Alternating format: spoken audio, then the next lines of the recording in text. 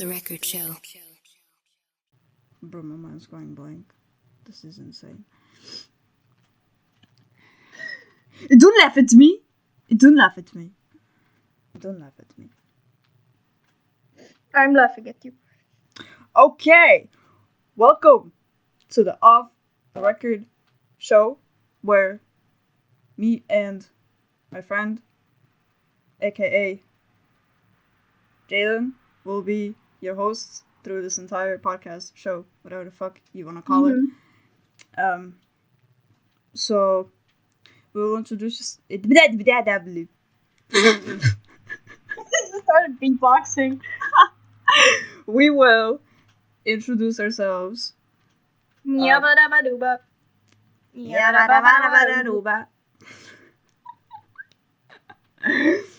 Okay, my name is Gabriella, but you can call me Gabriel, aka what Jaden calls me, or Gabriolo, whatever the fuck. I was the one that wanted to start this because I was bored, and I think it would be fun to talk about a lot of bullshit that might interest people because our lives are pretty chaotic, but you know there will be other stuff about. Somewhat. Don't moan in the mic. Who is moaning? I just said, oh. Okay, so first ever podcast made today at 7:53 p.m. starting right now. And my phone at 45%. It will survive. I hope. I will try to keep this as PG as possible. It won't be PG as possible. But today's first episode is where we will be reading Reddit's creepypasta horror stories. Didn't even let me introduce myself. You just took it for me. Anyways. Hello. I am Jaden. You can call me Jumbir. as Gabrielle over here likes to call me. Jumbir. And I don't know what the fuck is going on. This was her idea. So I'm hoping this will go good. I did not force her, by the way. Yeah, she didn't, but still. I'm worried. Also, you got the name right. You actually did it. Off the Record Show! I didn't say off the radio.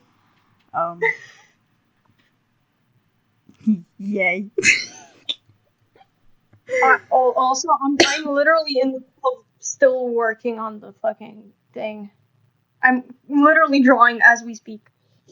Oh yeah, so basically, yesterday we were doing the whole thing, like, preparing everything for the first episode. I already got, like, the title, the description and everything ready, and I did the intro for it, and she is drawing, like, a part of where we actually do the podcast, where it won't just be the logo. What you will basically be seeing on the screen. Yes, because I don't want to animate that. And also don't want it to look boring, like a fucking black screen. So, hopefully that will be great. And you can see how we look like through a very, very, very beautiful drawing. This is masterful. This is beautiful. It's very, very good. Trust me. It is amazing. Anyways. Where do we begin? So, we are doing Reddit's quote-unquote creepypasta horror stories that people made. This was a very, very fast idea that I've made without my brain working. So,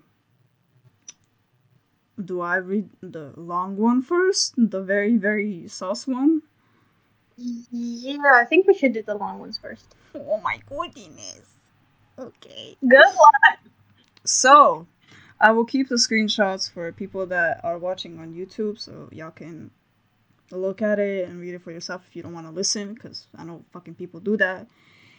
For the people that Not to cuss on YouTube. we're 18 plus.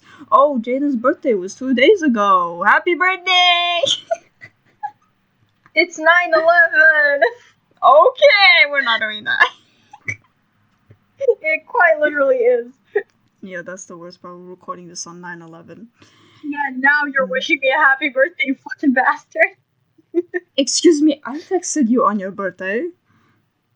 I know, but why the fuck are you wishing me a happy birthday now? It's 9/11. We shouldn't be talking about that. Well, I just had to say it that we're both 18 plus, and cussing is allowed for 18 plus, not anything below that. So don't be cussing, or your parents are gonna beat your ass. I'm kidding.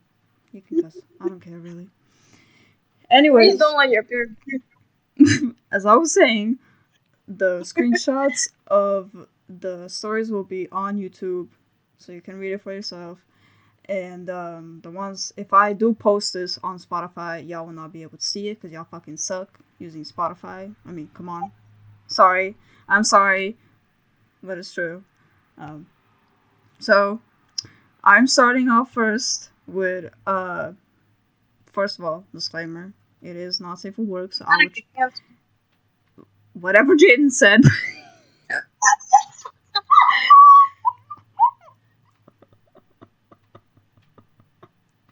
Oh my god.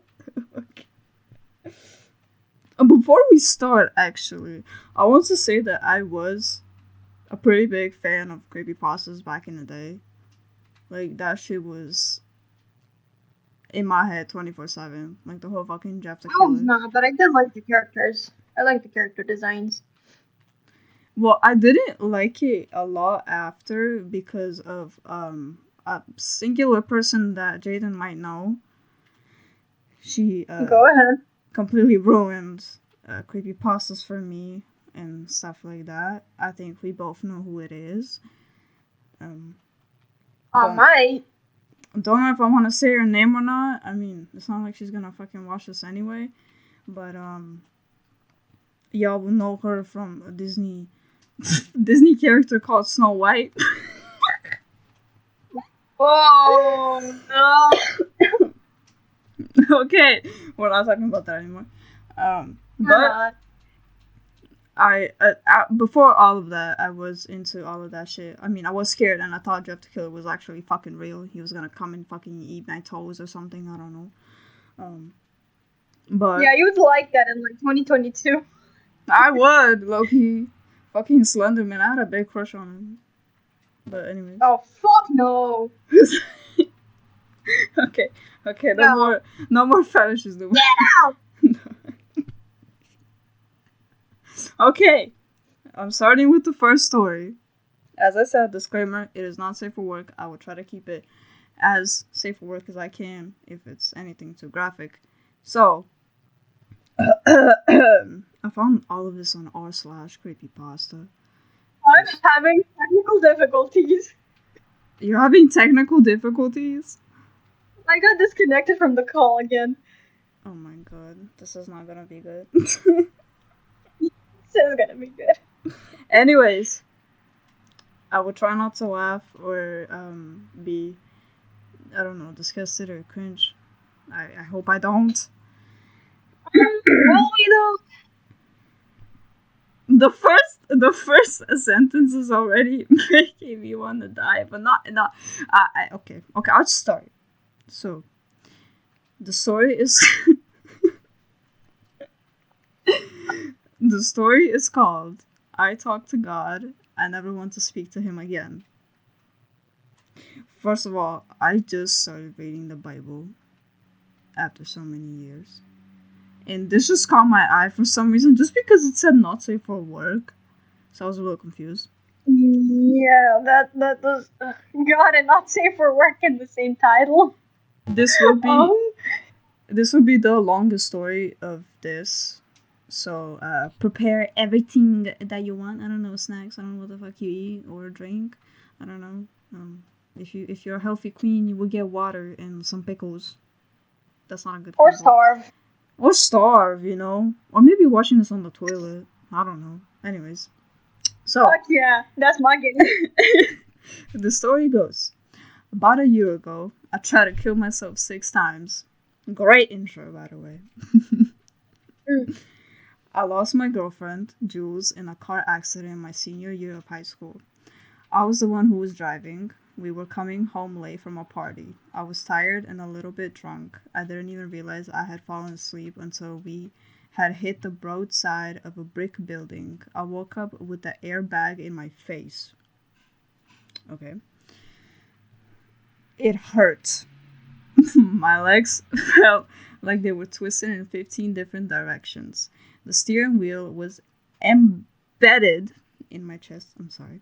And I knew I had shattered my ribs. Jaden! My bad.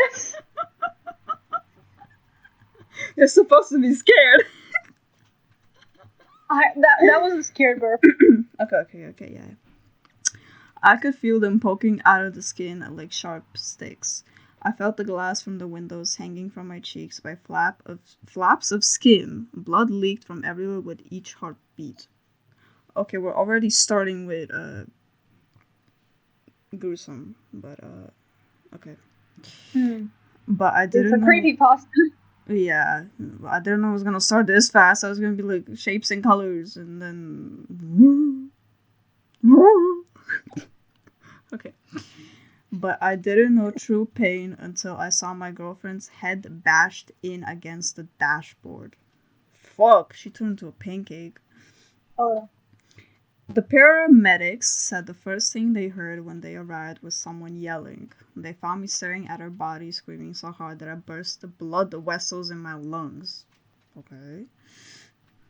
Dramatic. This is coming off as very edgelord type. Very. I don't remember that part. After seeing what had happened, the next thing I remember was waking up in the hospital 3 days later. They told me that I had survived 15 different surgeries to reconstruct my body and that I was going to be okay. 15! Whoa. Okay. How much do you think How much do you think the fucking whole thing to pay off was? It's just insane. Oh. Did I just hear Peter go fucking oh in the back? I don't know what he said. I cannot hear him.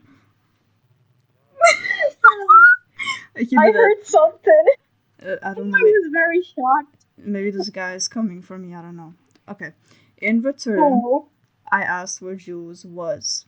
A week later, I tried to kill myself for the first time. My life was in shambles. I stopped going to high school. I didn't want to face my friends. I didn't want to face Jules' friends. I knew they would hate me. I hated myself. In the end, it was way easier than I thought to swallow down that bottle of Tylenol. I don't know what the fuck Tylenol is, so I don't know how to react to that. Luckily, my mom found me on the bathroom floor after coming home from work early. It wasn't a premonition or anything. She just wanted to get to the gym early that day. Lucky me! Exactly. Tylenol is a brand of medication advertised for reducing pain, reducing fever, and relieving the symptoms of allergies, cough, colds, headaches, yada yada. You're welcome. I'll put that screenshot in case somebody doesn't know what Tylenol is. Anyways, after my third attempt, my parents checked me into a mental hospital. Damn, this is only the beginning. Being in the hospital was okay. I had a therapist, Dr. Gardelli. Damn. Who, to be fair, was nice. He kept telling me that my life was worth living, that Jules wouldn't want me to throw my life away, that kind of stuff. Typical therapist. I know the truth. Dr. Purnell. I know the truth. I was a piece of shit. Oh my god. Attempts 4 and 5 happened in the hospital, but each time they were barely able to resuscitate me?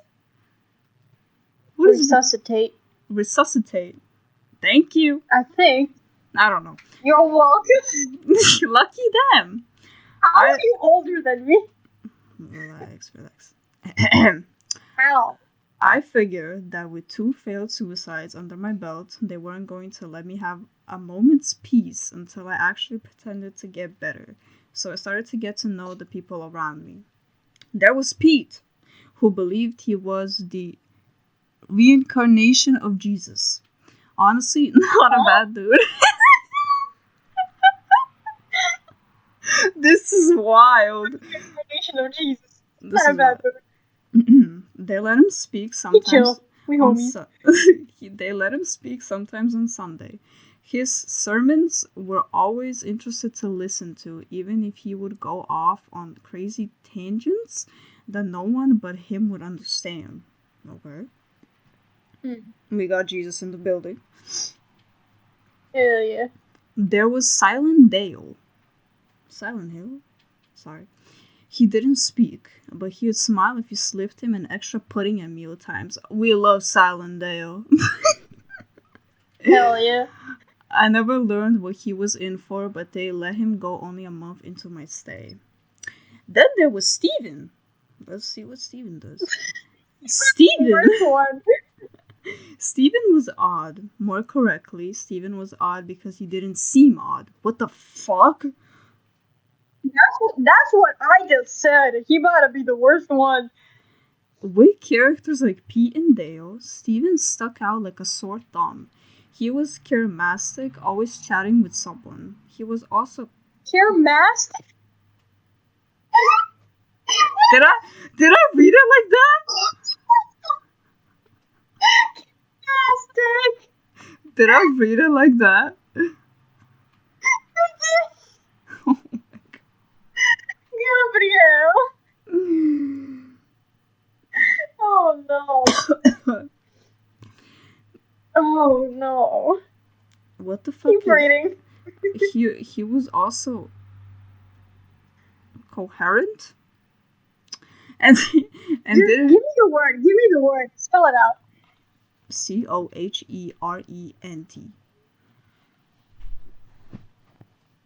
Repeat that. Coherent.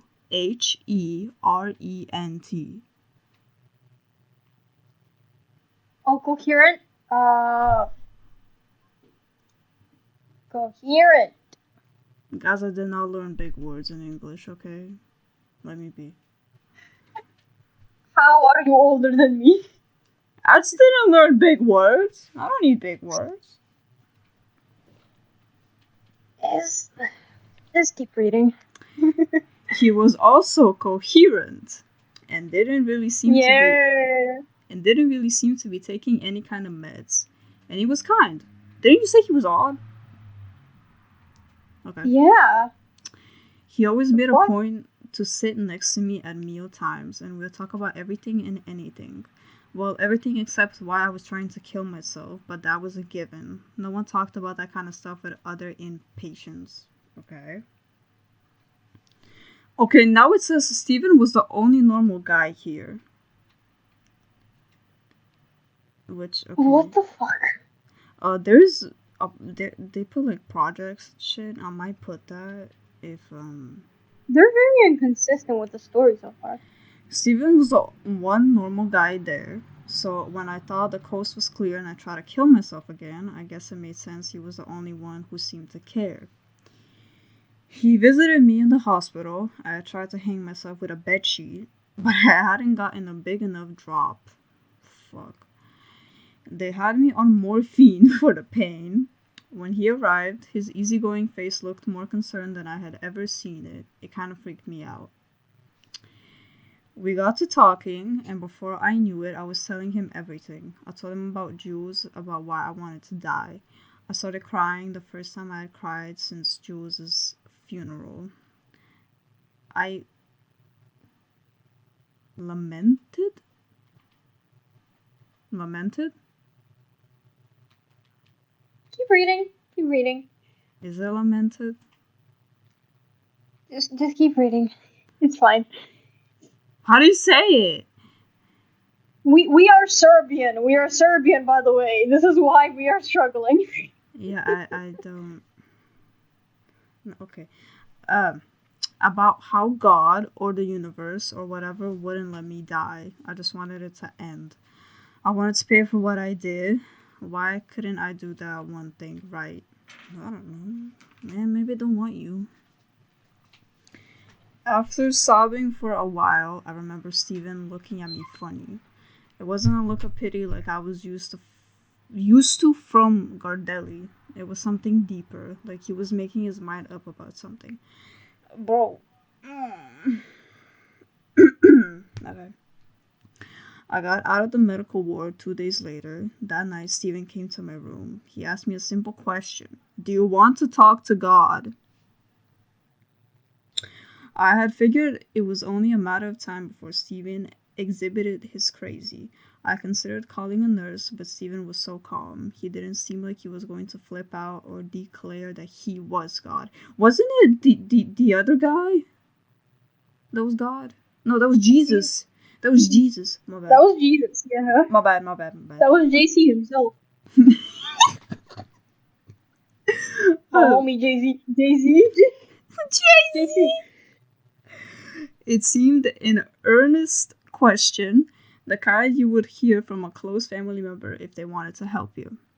I asked what he meant. Stephen explained that in ancient days, before Moses led his people out of Egypt, before Abraham raised the knife over Isaac, the heavens and the earth were so close they almost overlapped. Men wrestled with angels and God spoke to man to declare his will. There were rituals from this time that could be performed, rituals that closed the gap between heaven and earth and brought one into the presence of God. It sounded weird to me as I write this, but hearing Stephen say these things in the moment, it felt right. It felt true. For the first time since Jules died, something was distracting me from the constant thought of ending my existence. I asked Stephen how he knew about all this. He told me he knew a priest from his younger days who had shared this ritual with him. Stephen understood a bit of what I was going through. He had struggled in a similar way when he was a teenager. He had been so desperate he had tried out the ritual himself. Did it work? I asked. Stephen didn't answer. He just looked out the window through the bars and into the black winter sky. He asked me again if I wanted to talk to God. I said yes. Here's where it starts. He gave me a small folded piece of paper. It was old paper, thick and yellow, covered in grease and fingerprints. What the fuck? Okay. Handwritten on it were instructions. I could barely understand them. The print was so shaky. Everything about it felt older than it should. Stephen stood up. He turned for the door, then stopped like he was going to say something. But instead, he closed his mouth, shook his head, and went out. Shook his head like how? Like you don't want to say anything? Yeah, he said no. Not on, girl. Shut up. It took another week before I even began making plans to follow the instructions Stephen had given me. Something about the paper and what was written on it unnerved me. I hid away the thing, telling myself that I was crazy, but I wasn't that crazy. But the feeling faded after a day or two. The curiosity got the better of me. I read the instructions from top to bottom. It was like something out of the Old Testament. Okay. Strange phrases, strange ingredients. It called for the sacrifice of an animal, an infant without blemish. The entrails were to be prepared in a specific manner, and parts of the creature were to be buried with certain words said and other parts eaten. So just a fucking. Why would you have to do a ritual to meet God? I don't know. Like I would believe. Isn't it the exact opposite? I mean, I would believe something like this exists to me, like Satan or something like that. But like, That's what I'm saying. okay. Like rituals are usually, you know. Yeah. To be honest, reading it gave me Something's gotta happen. To be honest, reading it gave me a weird burning, sunken feeling in my stomach. It freaked me out. But it was all I had to hold on to. It was the one thing that stood between me and the nothingness I thought death was. So I started to gather what I needed. Most of the supplies were easy. I got most of what I needed from the kitchen. hiding the materials under my bed. The hospital had a chicken coop set up that the patients tended to as a form of therapy. What the fuck? Chicken scoop? Chicken coop? Chicken scoop? Um, um, I am so oh no. I am so confused. Okay. I snuck some fertilized eggs and hatched chicks in my room. How the fuck did nobody see chicks? Maybe they did. How would you fucking do that anyway? You need like a whole setup. Superpowers, bro. He did me God and Jesus. Yeah, So, you know. creepypasta shit. I had to Shit. do it. I had to do it 3 times until a chick hatched that was as near to perfect as I could tell. I tried not to get attached as I knew that this relationship was only going to end badly for the chicken. No shit. I needed fire and a knife. I managed to get some contraband matches smuggled in by my brother, and I snagged a plastic knife from one of the guards' lunches. I sharpened it. Until I was certain it could cut flesh. I reasoned that Didn't this guy say that he was in a mental hospital? yeah, he is in a mental hospital right now. Aren't those like pretty you know, they pay close attention to their patients. Yeah, How so the fuck is he getting by doing all this shit without anybody noticing? technically they Someone check. ought to be babysitting him.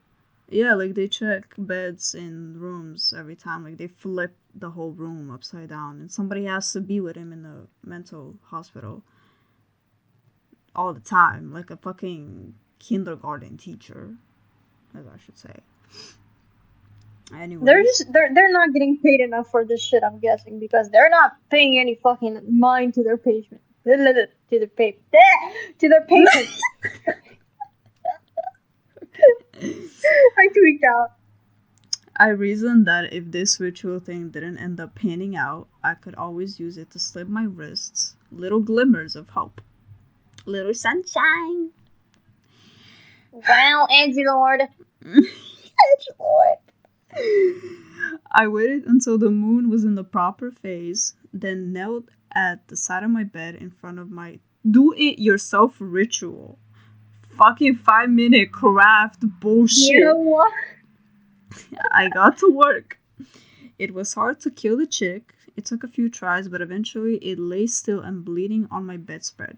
I butchered it the way the How people told did me. it take a few tries? How fucking baby, you weak ass little bitch, can kill a chick? I really don't fucking know. It's I don't know what the fuck confusing. is going on in this. It's so inconsistent. Uh, I'm kind of concerned. I butchered it the way the paper told me. I double checked every step. I burned what needed to be burned, making sure the fumes went out the window. I couldn't get the batteries out of the smoke detector, and I didn't want anyone barging in on my little sacrifice. My little sacrifice! He's he's so quirky. I took the parts it said to eat and swallowed them down raw. Wait, pause! Raw? Ew. I almost threw up, but thinking about Jules, I stomached them. I said the words, and my tongue felt strange as I spoke them, weird, thick, and twisted. After completing the last phrase, I waited. A minute passed, my heart raced, my knees grew sore. I could smell smoke and I briefly hoped the smoke alarm wouldn't pick it up. Then God entered my room. I am not a very religious It was person. nasty. It was sexy. I am not a very religious person. I was raised to go to church, but I wasn't the praying type, still not, in fact. But I had an expectation of what being near God would feel like. People at church used to say that they would feel a warm, fuzzy feeling when they were close to God during prayer, like a hug or something, a feeling of kindness, comfort, or peace. God didn't feel like that. No shit! You just did a ritual. What the fuck are you surprised about? It was a presence that filled the entire space and struck its way through me like a wall of dark, frigid water. It was heavy and powerful. It felt like all around me was full of fire and yet also full of dark. It was everything and nothing at the same time. It was overpowering, and I could barely sit up straight. I felt compelled to lay on the floor, pros- prostrate before it. Prostrate, prostrate, whatever. Don't expect me to help, please. Unsure if it was because of how much the feelings overcame me, or if it was in recognition of the power that had deigned to recognize my pitiful existence. My whole body shook like I was having an epileptic fit and was being torn apart on a cellular level. I wondered if I was about to die. Didn't you want that? What the fuck? Okay. It was quiet for a moment, and then God asked me a question. This wasn't God, you just said that it wasn't. Okay. It was not with words, but a sense of Give him curiosity. a break. Give him a break. It was not with words, but a sense of curiosity that came into me and made my teeth shatter. I couldn't even say now what the question was exactly, but I understood it. My thoughts turned to Jules, how she had looked when she died, her head smashed beyond all recognition. I thought about my stay here at the hospital. I thought about my suicide attempts. I thought about how worthless and painful my life was. The presence took it all in, every last drop of feeling. I blinked and I was somewhere else. The presence was gone. God was gone. God was gone. There was no light. All that remained was a black expanse before me. I thought that I had gone blind. I reached out with my hands and felt a smooth, cold floor like concrete. I began to panic, and my breathing echoed around me so loudly that I put a hand over my mouth. The quiet felt like a dangerous thing to disrupt. I tried to control my breathing. It took the better part of an hour. Okay. Right when I would start to calm down, I would remember where I was, and my heart would beat so hard I thought it would come out of my chest. Once I calmed down completely, I took stock of my surroundings. I was alone, in the dark. I thought my eyes would adjust, but they didn't. The world stayed black and impenetrable. I got it. But in my new calm state, my brain started to go off in strange directions. I thought I heard running footsteps. On further examination, it was just the beating of my heart. The dark itself felt heavy, like it wasn't just space around me. It felt like something physical, something pressing on me on all sides. I didn't know if this was a vision or if I had been physically transported somewhere else. I touched the floor again for a vision. It felt exquisitely real. Exquisite. I began to feel around with my hands outstretched before me. All I felt was open air. I put them back on the ground. I needed to remind myself that there was something solid beneath me, and it wasn't falling through the air. But there was something other than myself that was real. An hour passed, then another, then another, then a day, then a week. How do you know? Like, How, how do you know? how do you know? Yeah, how do you know that it's been a week? I don't get it, but okay. My sense of time was more of an estimation. I had no way Okay, of there you go. I had no way of knowing how long I was actually there. But no Yeah, matter there you go. yeah, yeah. Now you say it, but you think it's been a week? Wait, you know, I don't get it. But okay. But no matter how long I waited, the blackness continued. I began to hope I would starve to death, then it might be over. But even though my hunger grew to the point that it felt like my stomach was dissolving into my own acids, my arms never grew thinner. My throat dried out from lack of water, and I began to cough so much I worried my lungs would emerge from my mouth. So I, when the fuck is he gonna talk to God? Because this is a lot of just him in the void. oh, trust me, it is soon. It is soon. Good. Wait, my throat dried. Wait, I read that. I felt the skin crack in the back of my mouth, and I tasted blood on my tongue. I thought hopefully that I would bleed to death. Maybe that would be the way out. But even though I felt pain at my injury, I never grew woozy or faint. I stayed painfully aware of every second or every minute and of how alone I was. Another month passed, apparently. Mm-hmm. I couldn't sleep in the dark. I felt tired, but every time I closed my eyes, sleep would never come. Another month, apparently. I wished it would end. I tried to choke myself with my own hands, but it wouldn't work. I tried to break my own neck, but my consciousness remained. I bit off my fingers, hoping to bleed to death, but I always found the digits re- reattached in a few hours as if they had never been separated. The fuck? Fear subsided into boredom and then into fear again. I stopped trying to struggle. But then one day, if it even is a day, I heard a noise. It made my entire body still. I strained my ears. I wasn't sure what to make of it. I tried to listen more closely. Holding my breath after a few seconds, I was able to place it. It was another heartbeat. It was faint, but I could tell it was close. I shuffled along the floor towards it, straining my eyes, though I knew I wouldn't be able to see. Soon my Why the fingers. fuck would you do that? I don't know. I really don't He's know. not surviving a fucking horror movie, I'm telling you. Soon my fingers touched cold and clammy flesh. Oh! What the fuck? I spoke. Hello, it's me. Hello? It's just hello. A voice answered. It was dry and barely audible above the sounds of our collective bodies' inner processes. Yes?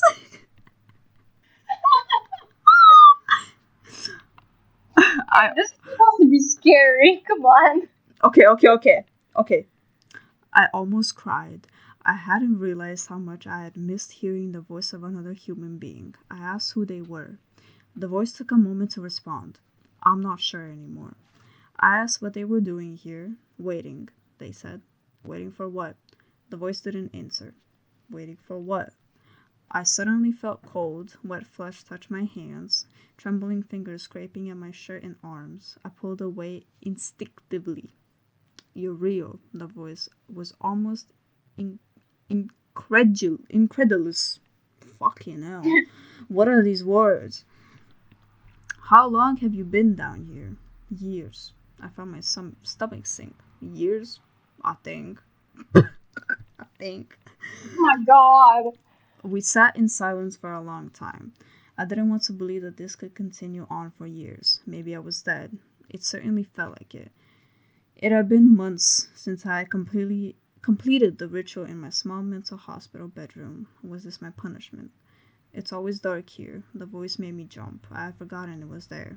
Is there a way out? My voice trembled. I didn't realize how frail I sounded until this moment. I could not see past the dark, but I felt the eyes of the voice on me. They seemed to burn a cold fire on my skin and it made me shiver. Whatever I was talking to stared at me for a long time. Then they spoke Scared at softly. me. Stared at me. Stared at me. Mhm. Then they spoke softly. What price are you willing to pay? This is Satan! Uh-oh. I didn't say anything, but I knew. Anything. But I knew anything? What? I didn't say Anything was the answer, I'm guessing. I didn't say anything, but I knew anything. I was willing to give anything. I wanted it to be done, but I couldn't gather the courage to say the words. I think the voice knew what I was thinking because I felt the clammy hands brush against my cheek. They slid down to my arms and pointed them in a direction. Pay the price and you will be free. For a long moment, we breathed together, the sound of our hearts intermingling. Intermingling. This is romantic. Yeah, it's starting to be romantic. Like, is this Steven? Steven? Steven? Steven, are you here with me? Yo, is this my homie JC? I began to crawl. Whoa. Okay. The heartbeat and breathing of my strange companion grew fainter and fainter as I got further and further away. Soon I couldn't hear it anymore. It felt lonely in the dark without them, in a strange sort of way. My knees and hands became sore and bloody as I crawled what must have been 50 miles. How are you calculating this? I wouldn't even be calculating at this point. I would just be walking the way that he told me to walk. Or she, I don't know. Maybe it's a baddie. Only a distant hope that there might be a way out kept me going. At times I Jimmy would run. Neutron. Huh? Jimmy Neutron. Jimmy Neutron. At times, I would run into hard walls that felt like concrete, and I would have to move my way around them by touch. This reminds me of Stranger Things. Could be inspired. I heard noises in the dark, great snufflings, and the creak of enormous limbs. Limbs. Who? Limbs. Enormous limbs. Jumbe. I'm sorry. Was that another very scary burp? I'm eating. Yes, it was. I felt things move next to and over me. I heard other heartbeats and felt hands on my body when I stopped to rest. Ayo. After a point, I stopped resisting their touch. It became strangely comforting to know others were in the void. Then one day, I heard the screams. They were distant at first, but they made me grit my teeth. They were gut-wrenching noises, a pure expression of pain. I made my way to the sound. It felt like the right way. The screams grew louder, and above the animalistic cries I began to hear words. Pleadings, groanings, offers of every kind, but they always ended in unadulterated, raw-throated blasts of noise. Okay. What's going on here? I was so focused on the noise, I didn't notice the line until I ran headfirst into it. Okay. It took me a moment to regain my bearings. Once I had returned to myself, I discerned. Are you okay? What is that? Gabriel. Discerned? Discerned. Are you okay? Once I had returned to myself, I discerned what I had hit with my hands. I don't know what discern means. Sorry. But yeah. Sorry again. Oh, bless you. Bro, I still feel noodles in my throat. It was a line God. It was a line of bodies, people on their hands and knees lined up in the direction of the noise. Every so often, there would be a pause in the keening, and the line would move forward. This was the place. I left my way to the back of the line. It must have been a mile long. I took my spot. The line moved quickly. The screams were stopped, but I began to hear sobbing from ahead and eventually behind me. I heard people crawl away from the line, leaving their place. I heard a soft slap of their bloodied knees and hands as they paced away. I knew they were bloodied because as I moved forward, I could feel the bleed. I don't know what the fuck. I hate these words. Gabriel. I could feel the puddles of the stuff. It was sticky, full of lumps, and the ground was raised in two lines like speed bumps by all the dried fluids that had accumulated underneath their donors. Ew. With every move forward, the screams became louder. After about a month Again. in enduring, I reached the front. The person in front of me disappeared. What the fuck? They crawled into what felt like a solid wall when I felt it with my hands. Then their screams began, every word, every moment, so explicitly unrestrained. Hearing such things at a distance, I had been able to convince myself that the pain was not as bad as I assumed. Hearing it up close and personal, I almost left my place. Would it be worth it when it was my turn? 2 hours. Apparently, they know it's been 2 hours. Then the screams stopped. Something changed. In front of me was a hole. It was rough, and it felt like it had been worn through the wall by scrabbling hands. It was just wide enough for me to squeeze through. I swallowed, feeling the dry burn of spittle in my throat as it traced along the broken skin. I pressed through. I pressed through, dropping to my belly in wriggling. Inch by inch, I made my way through the hole. As my feet passed the entrance. Wait, you were going backwards? I'm sorry? Bro said, as my feet passed the entrance. So I guess they were going backwards. No! Gabriel. Well, you will hear it.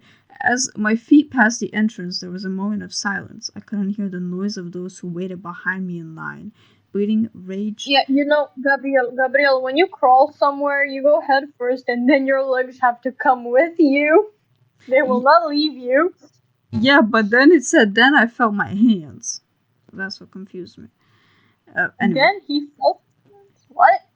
I couldn't hear the noise of those who waited behind me in line, breathing, raged gasps, and occasionally sobbing. Then I felt my hands.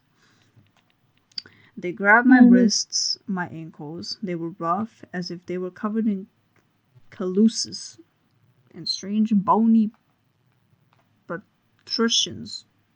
The fuck? I felt my hands. They were grabbing. What? Their nails were... Am I having a stroke, or is the writer having a stroke? I genuinely cannot tell. I think we're all having a stroke. We might be. Their nails were long and sharp. They turned me on my back and held me down. Their skin burned my own as if they were white hot. There's white hot? And I cried out in pain. There is white hot? What does white hot mean?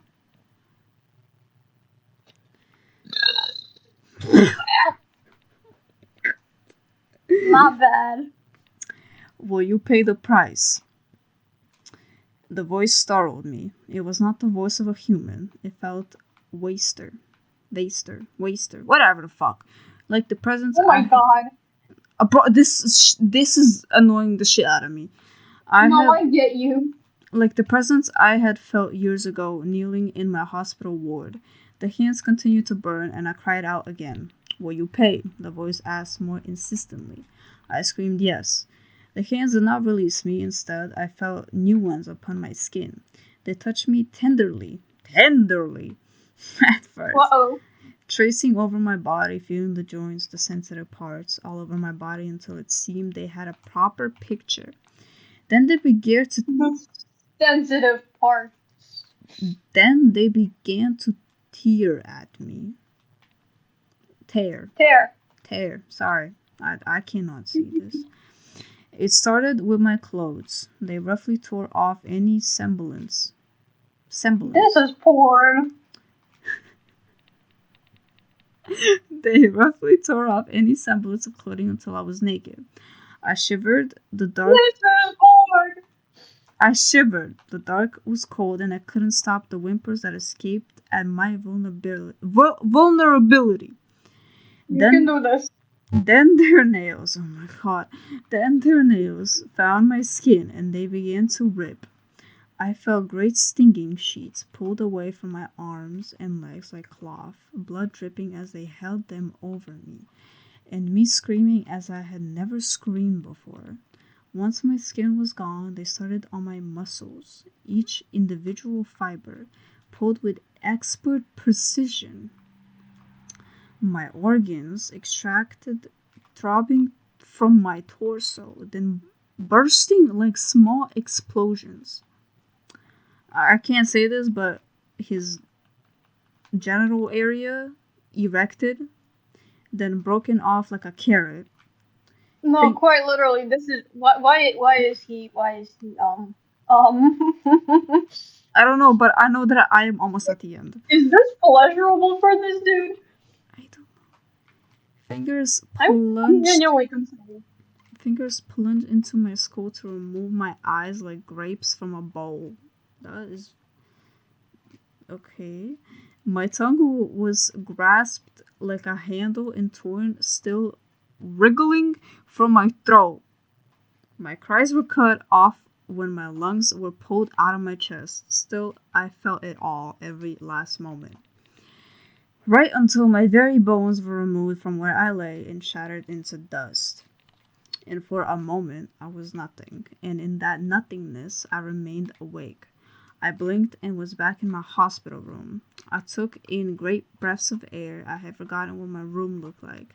I had to squint. The light was so blinding after the dark. I felt the presence. The P is capital. It lingered for a moment. I was so weak Oh I God, felt again. It lingered for a moment. I was so weak I felt I would dissolve into the very air.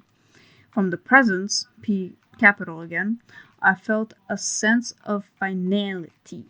Finality. Finality, it's the final showdown. God. Then it left. The room was empty again. I took in a great breath, like I was coming off the bottom of the ocean. I wept uncomfortably. It took hours until I could open my eyes fully. I was no longer in pain, but I could remember it, all the exquisite nature of it. I rejoiced again in the wholeness of my body, and with my pillow wet with tears of joy, I slept for the first time in what felt like years. I was checked out of the hospital a month later, given a clear bill of health. I never talked with Stephen about what I experienced. He never asked about it. We pretended that the late night conversation we had shared never occurred. Occasionally, we would share a look across a crowded room, and I knew he understood at least part of what I had experienced. But maybe that's just wishful thinking. As far as I know, he's still in the hospital. I no longer have a desire to kill myself. I had a lot of time to think about what I experienced in the dark place. One conclusion keeps coming to the surface: death is no escape. If I wanted to make up for my mistakes, there were other ways. I would need to keep living, face up to my actions, face up to the memory of Jules. Jules. And I've tried, truly I have. It never seemed to be enough. I still dream of the dark place, the noises, the hands, the vast, unending nature of it. It always ends with me waking in a cold sweat, the feeling of fingernails still on my skin. I worry it's waiting for me. That in the end I'll get my final breath, close my eyes, and then return to that wakeful nothingness. I kept the paper Stephen gave me. He never asked for it back. Currently, it sits at the bottom of my dresser. I wanted to burn it on more than one occasion, but I always stopped myself if it was wrong to destroy it. After all, someone might need it, but not me. One conversation is enough for a lifetime.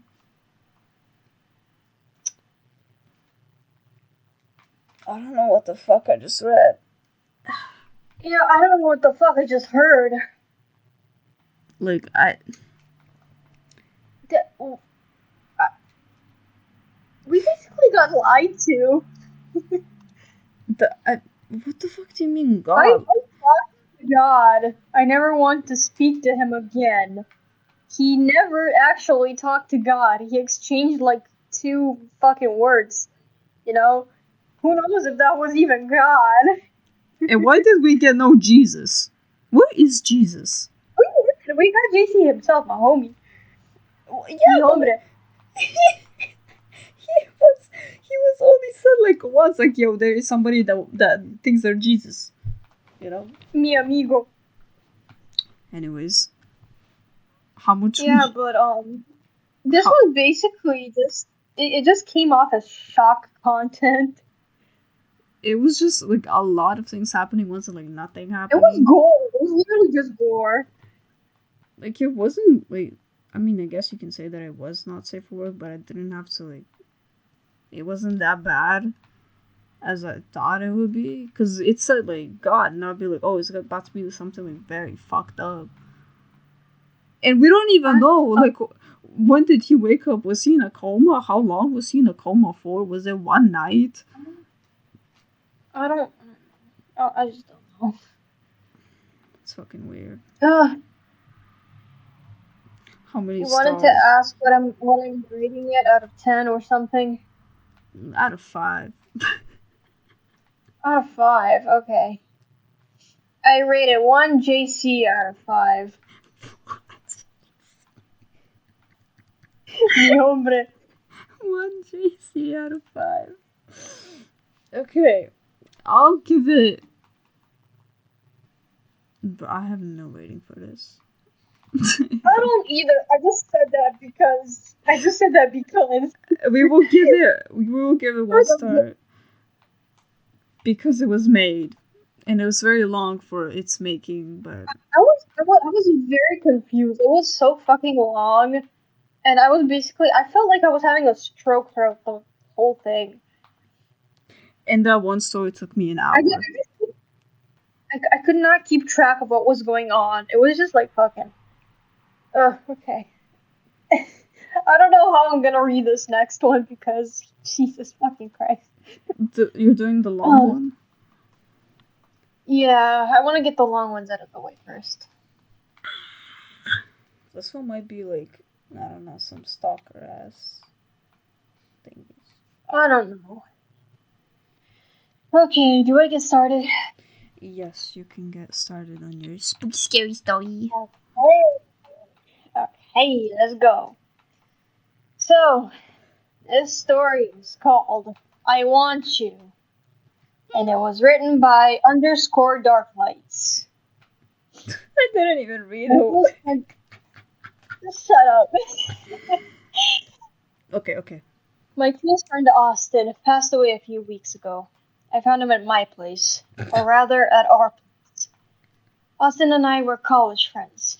We were actually living in a dorm, but after Austin and I became close, we decided to move into a separate apartment.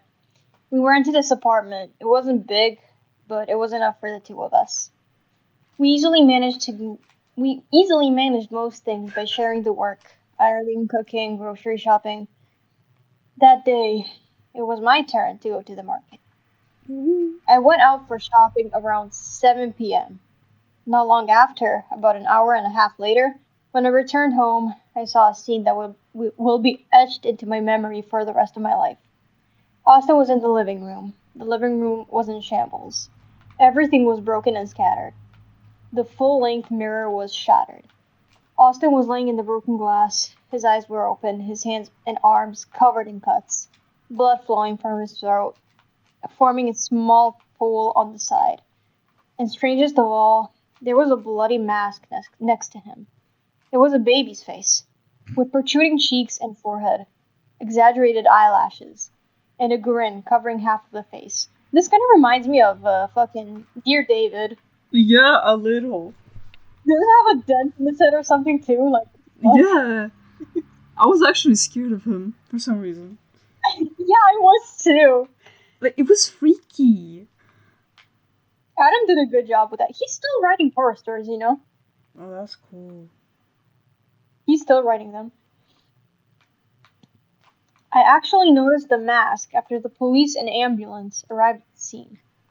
Because the whole time I was focused on trying to bring my friend back to life. Austin was already dead when I arrived. That's why he was taken out of the house in a body bag. God, I collapsed onto the couch. 2 hours earlier, we were joking around with each other. Now he's in a black bag and I was a man left in a void. It was definitely murder. So the house was now a crime scene. I was homeless. Luckily, my grandparents had a summer house in the same city as my university, and I moved there temporarily.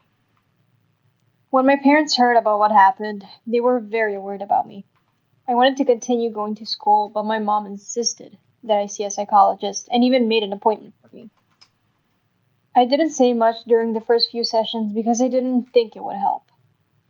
So what changed my mind? The visions that started 2 weeks ago. My grandfather's house is detached and huge.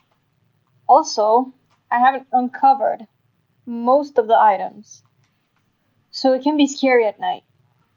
One night, I went downstairs from the upper floor to the kitchen to get some water. When I turned my head to the left on the stairs, I saw him.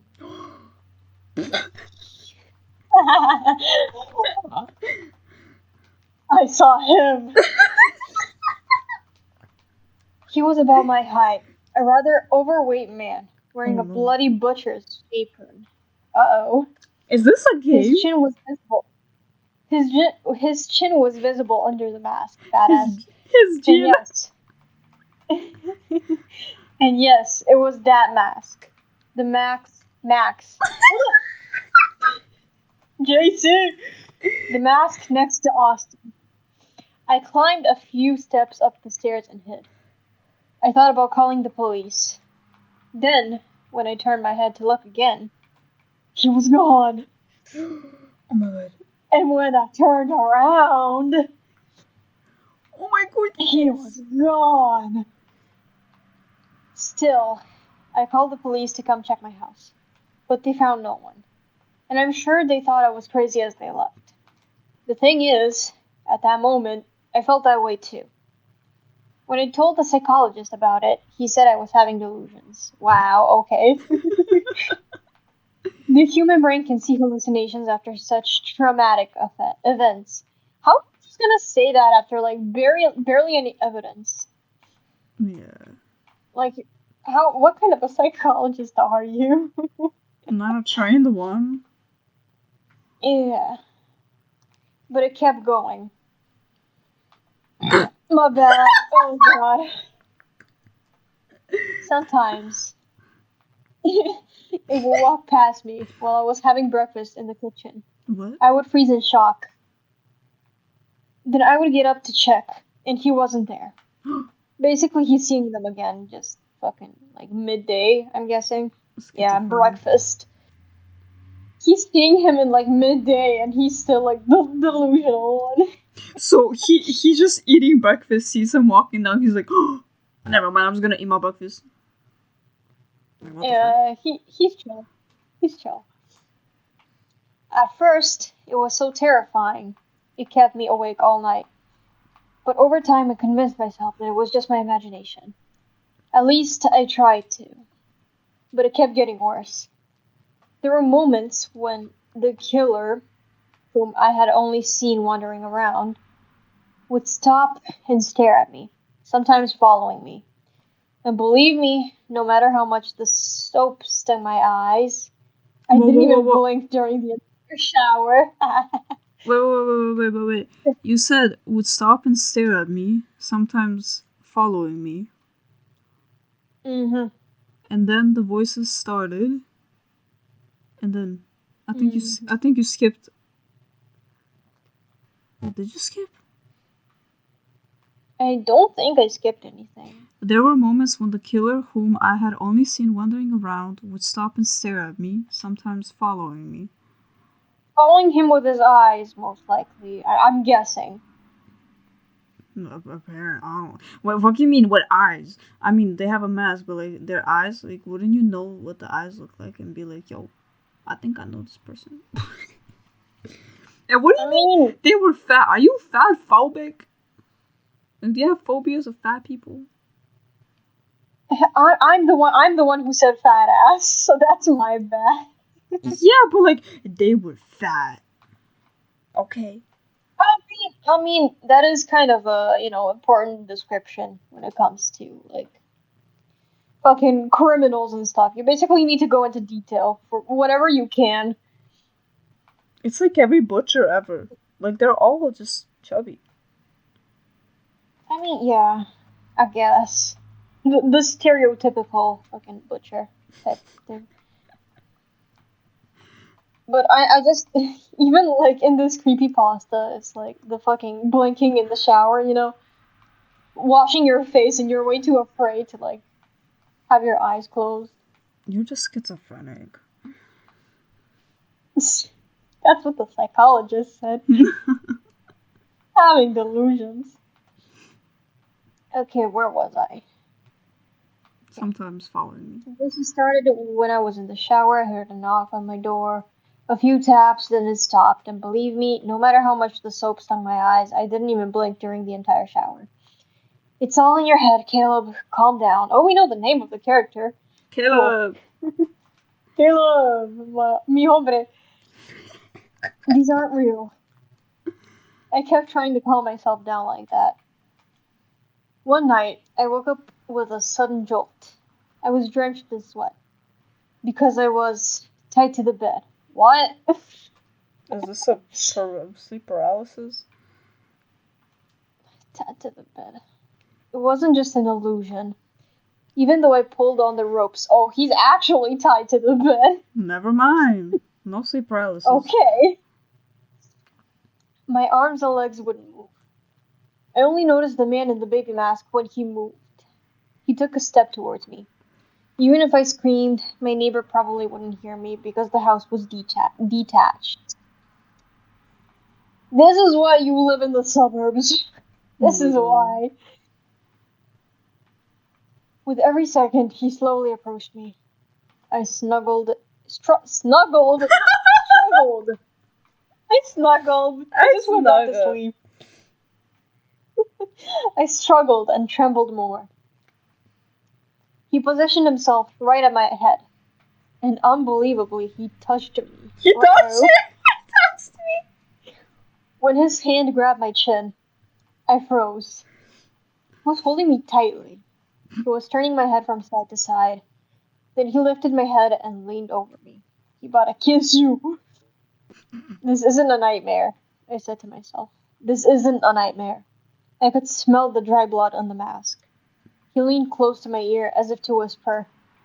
And then, I don't remember what happened next. Damn. When I woke up, it was morning. Oh no. My hands were free, and the man in the baby mask was gone. Still, I woke up feeling like I'd been beaten up that morning. I didn't see anything else that day. In the evening, I decided to leave the house for a walk. As I walked along the sidewalk in front of the house, I saw our neighbor Julia a few blocks away.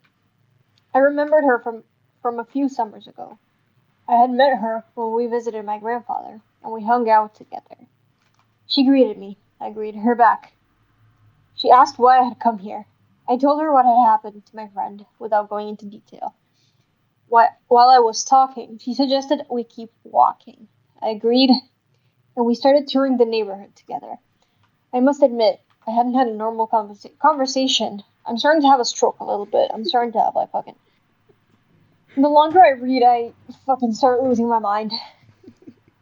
I hadn't had a normal conversation with anyone in a long time, and while talking to Julia, I realized how much I missed it. We walked together until it got dark. Then she went to her house, and I went to mine. Before leaving, I said we should do this again. She agreed. Talking to her was even better than seeing a psychologist. So much so that the hallucinations began to subside to the point where I no longer needed medication. Julia and I would meet outside and go for coffee. We talked about our hobbies. For example, she was studying at the conservatory. She told me about her dreams of becoming a musician. I play the guitar too. Fuck yeah, my hombre. My hombre. My homie. I wanted to say my hombre and my homie at the same time. And something else came out in Poland. Mi hombre. Okay, where was it? The homies. I kind of lost it. Hold on. Okay, I played the guitar too, but obviously I wasn't as skilled as her. Mi hombre. Fuck yeah. Mi homie. Mi hombre. That's our nickname Oh, now. God, I should not have eaten. Jesus, okay. As I did things with her, I stopped going to my psychologist appointments. Uh-oh. I was getting better. And also, I don't know. Julia filled not only the visions, but also the void left by Austin. She had literally become my savior. Is this dude about to become the stalker? I have no idea. This is rubbing me the wrong way. It's kind of weird. Once, he invited me to her family's house for dinner. Her family were sweet people just like her. The warm family atmosphere. It was like a dream. It was something I had been looking for a very long time. Since my university was in a different city from my family, I could only see them during the holidays. Julia and her family filled that void for me, so I decided to invite her over. One night, she came to my house to watch a movie. With the lights off and a bowl of popcorn in her hands, we started a 3.5-hour action movie. Jesus fucking Christ. Damn. Halfway through the movie, I paused it so Julia could go to the bathroom. When she came back a few minutes later, she had something in her hand. Where did you find that? Where did you find that? I had actually forgotten it even existed. It was my grandfather's old guitar. Smiled at me. Julia smiled at me. Some oil. Then she took the guitar. Then she took the guitar and sat down. Would you like to listen to a few songs? She might have been one of the most talented musicians I've seen in my life. Her normal speaking voice was beautiful, but when she sang, it took on a divine beauty. She became one with the song. I thought she would be a very successful artist in the future. As I listened to her, spellbound, the sound of my phone broke the harmony of the moment. It was an unknown number. When I answered, a woman addressed me by my last name. She told me to come to the police station immediately. What's it about? We found a new lead concerning your friend Austin's murder. My blood ran cold. Julia could tell from the look on my face that something was wrong. I told her I'd be there in a few minutes and hung up. What happened? He leaned his guitar against the couch. I told him I had to go to the station and explained why. He? He? Who is he?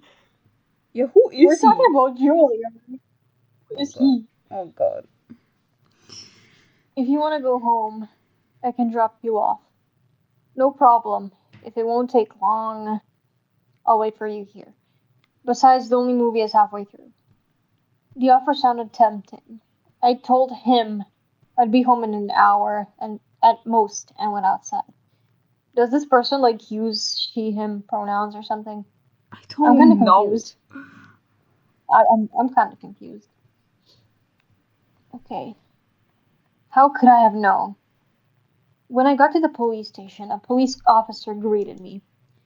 We went to one of the interrogation rooms. It annoyed me that no one was explaining what was going on. Finally, when we sat down at a table, one of the police officers spoke. Caleb, we didn't want to call you back here, but there's been a major development. What is it? He handed me a note hesitantly. Do you recognize this handwriting? The note looked like it had been torn from a notebook, and it definitely hadn't been written with a normal pen. This. What's that on it? Blood. A note written in Austin's blood. It was just found at his home. At home. It was just found at home. What? I looked at the note again. Caleb, will you answer the question? No, I don't recognize it. Well, did Austin have any enemies who would do this? You already asked me that. I know, but maybe after this new detail, someone will come to mind. No one. No one came to mind. Austin had always been a somewhat introverted and polite kid. I was sure no one would kill him so brutally. When the police realized they wouldn't get anything out of me, they let me go. I want you. The words are written on the little note. All night long. It was as if someone was screaming this inside my head. I want you. The police thought the note was written for Austin. But what if it wasn't? Wow! Wake up! I was a mess. I literally couldn't think. I was walking around in a daze, my head completely empty. I was like a zombie. All I wanted to do was go home and sleep. So I was going to tell Julia I was too tired, and we could continue the movie another night. I called her, but she didn't answer her phone. I had called when I left the police station, and she hadn't answered then or either. I figured she had already gone home since I was late, and I didn't think much of it. When I was about 100 meters from my home, My neighbor's voice made me turn my head that way. Mrs. Susan was walking her dog. When she called my name, the empty street echoed. She asked how I was doing. I gave short answers, so as not to prolong the conversation, and kept walking. But she stopped me again. Caleb, I want to warn you about something. Or rather, I want you to warn someone about something. Who? Your friend. I thought she was talking about Julia, but I was confused. What? Which friend? The one the one walking around with that mask. For God's sake, please tell him not to walk around with that damn thing. It's scaring my dog Dexter. I couldn't respond. I just froze there. Mrs. Susan said goodbye and left. I realized I was shivering even though it was warm. Hallucinations. Were they real? Only one came to my mind. Only one name came to my mind. Julia. She wasn't answering her phone. She she was alone in the house with the killer. I ran home, opened the door so hard I almost broke it. I shouted Julia's name throughout the house. I was afraid to find her dead in the house, but worse, she was gone. Julia had vanished into thin air. The house was just as I had left it. The only difference was that guitar. I'm running out of breath, which she had leaned against the chair, had fallen onto the floor. There was a note next to the guitar. This time it was a note written in pen. I want you. I called the police. The police searched the entire house and neighborhood. There were no signs of a struggle, no signs of forced entry, and no blood. So no one could figure out what exactly had happened. I'm hoping and praying they get Mrs. Susan or whatever involved. Yeah, Mrs. Susan. Oh, the wait. No, I'm hoping they will ask her something because she said that she saw the fucking killer too. Yeah, like at least she like knows how he or she looks. I don't know. No, it's about to fucking end. The story is about to end. Yeah. Okay, since I was involved in both a missing person case and a murder case, they took me into custody. But it was certain and proven that I was in a different place from the scene of the crime in both cases. So they let me go. Still, Julia's family blames me. Why? I I, blame myself too for leaving her alone at home. Nobody asked her to stay though. Come on. yeah, Caleb said you can go home. Jesus fucking Christ. I left the summer house and checked into a hotel. My mom and dad insist I come stay with them, but I won't go because I'm scared, more for them than for myself. This killer isn't a delusion. He's hurting people around me. I'm afraid he'll do something to my family too. I checked into a boarding house. I checked into a building house. Okay. I checked into a boarding house. I hadn't been there a day. Huh? I hadn't been there a day. I don't know. I fell asleep without even taking off my clothes. Exhausted.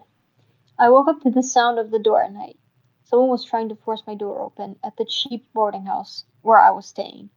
I jumped out of bed in a panic, but there was nowhere to hide in the one-room place. As I ran to the bathroom and locked the door, I heard the sound of the main door lock being broken. I could hear his footsteps. He was walking around the room. I even heard him throw a few things. My phone was left outside. There was nothing here I could use to defend myself.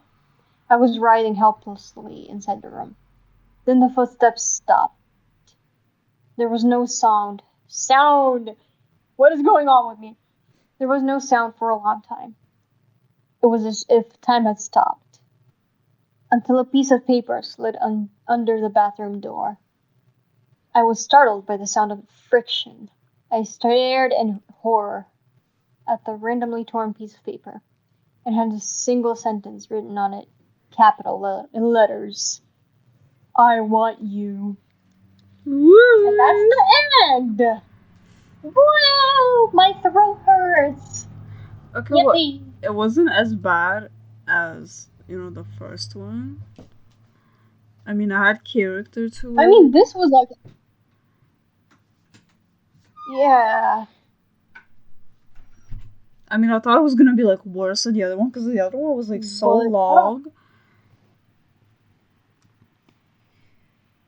This wasn't even that long, honestly. I don't know if I read it quickly or if it just wasn't that long. I don't know. Well, It didn't feel long at all. it's been like 30 minutes, so. I mean, that's not bad. But Ugh. it was. So, what do you think? It definitely reminded me of that one game that either Puppet Combo made or I don't know who it was exactly. It was like a PS2 type game, and the butcher was like in the game thingy, whatever the fuck. Just like it wasn't like this, Um, but is it similar to the one that we played on Roblox? yes, it was similar to that. So, the fucking gas station one, where you like get fucking kidnapped from the gas station, and then you're left in the killer's house, and you have to like solve shit to get rescued and stuff. Is that what you're talking about? Yeah, just that for this one, I didn't have a lot of questions as to what's going on. I mean, the other one, like it was We had way too many questions it was confusing. I would that say were left that unanswered. this one just had like a few minor typos, which I don't mind, but it was Yeah, okay. it was. It's just like a I short, mean, creepy story that will get like animated like on YouTube and stuff like that. yeah, it sounds like something fucking llama arts would animate, you know? The I will give it like free, free Jay-Z's. Yeah, I was I was gonna say three too. Three JCs out of five. Free I'm, Jay-Z's. I'm a No. fan of horror, so I'm very hard to impress. So no offense to the writers, okay? Yeah, no offense to the writers, whoever fucking wrote this. I mean, we don't know technically who Just wrote in it. general, we don't have anything against anybody. Like anyone whose stories that we're reading, we are not, we don't have anything against you. No, I just have a lot of questions and I find something funny. We That's are just very picky, basically. yes. Very, We are very. picky. Anyways, these two are gonna be shorter stories, so I pray to God that these are actually somewhat good to end it off. You said the one that I'm gonna read is, it sounded funny. Well, So I found the thing funny because like the name of it because I was like I have to put that because I most likely thought that you were gonna read it. So, I love how you knew. anyways, I'm reading the third one called "I'm a Paramedic." My last writer may have been possessed. It was made by Donovan 221. Let's go, Donovan. Yay! In case you couldn't hear, I was clapping. I did hear. I did hear. It goes. Good. Working an EMT job is about as easy as you would expect. Late nights, stressful days, never ending shifts, all the works. I was a paramedic. Somebody just texted me, I'm sorry. I was a paramedic. I started I started interning at 17 and by 21 I was on payroll. Damn. Now, if you're here reading this, then chances are you've probably heard countless paramedic stories before, but I can assure you this one will take the cake. It started like any other night. A call comes in, my partner and I are dispatched, and we rush to the scene, sirens blaring? Boring. Blaring. We paramedics aren't typically informed of the exact nature of the emergency when the calls come in. We're taught to get to the scene as quickly as possible and assess to the situation once we arrive. So my partner and I were completely clueless as to what we were walking into. The call led us away from the city's heart and toward its outskirts. We were eventually directed down a dirt road that stretched for about a mile before we reached the homeowner's driveway. It was so narrow and restrictive that we actually had to pull over to the side of the road in front of the driveway and proceed on foot. So that's what we did, medical bags in hand. As we made our way up the driveway, we were presented with trash and clothing thrown wildly about the front lawn and porch, and violent screams came from inside the home. Shouldn't you get police involved in this? My partner and I looked at each other nervously before he took a deep breath and knocked on the door. Oh, this is a woman? Oh, it's a woman. Okay. It swung open nearly immediately, and a tall, exhausted-looking man in an unbuttoned shirt with a stained white tank top underneath stood before us. He was pale-faced and looked as though he had been crying. In his right hand, he gripped a Bible so hard that his knuckles glowed white. More violent screams came from behind him as he practically dragged us into the house. Upon entering, the blood was the first thing we noticed. It was all over the floor, and the trail of it led down the hall in the direction that this man was ushering us. It stopped. I got disconnected from the call again. I don't know what the fuck happened. Uh-oh. Oh, I missed half of what you read, but it's okay. You just keep going. Okay.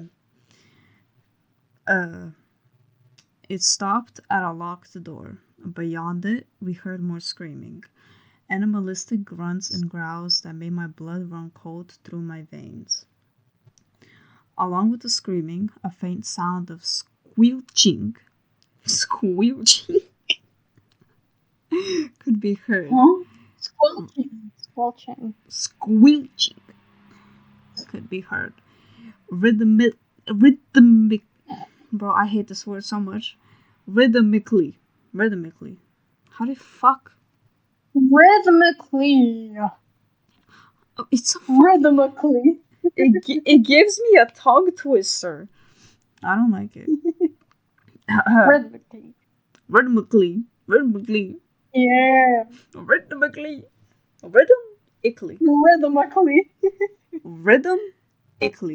Yeah. No, whatever. Just keep going. It's okay. It's okay. I knocked on the door, and the screaming stopped on a dime. In the midst of all the chaos, I had neglected to ask the man his name or his relation to the person behind the door. And while I awaited a response from whoever was in the room, my partner got his information. It turned out he was this girl's father, and she had apparently gone completely ballistic. Got possessed. Seemingly out of nowhere, trashing the house and throwing all of her clothing out in the yard, including the ones she was wearing. She was naked. Her father attempted to intervene, to which she responded by bashing her head into the walls and locking herself in a room with a kitchen knife, all while screaming that demonic scream. While we were receiving this information and attempting to get inside, a scream came again from the room. In the most unhuman voice I have ever heard, a screeching, "Leave me alone!" echoed. That was very inhuman, Gabriel. Leave me alone. Good job. Oh yeah, there you go. You can do it. Echoed out from beyond the door. This pushed the father.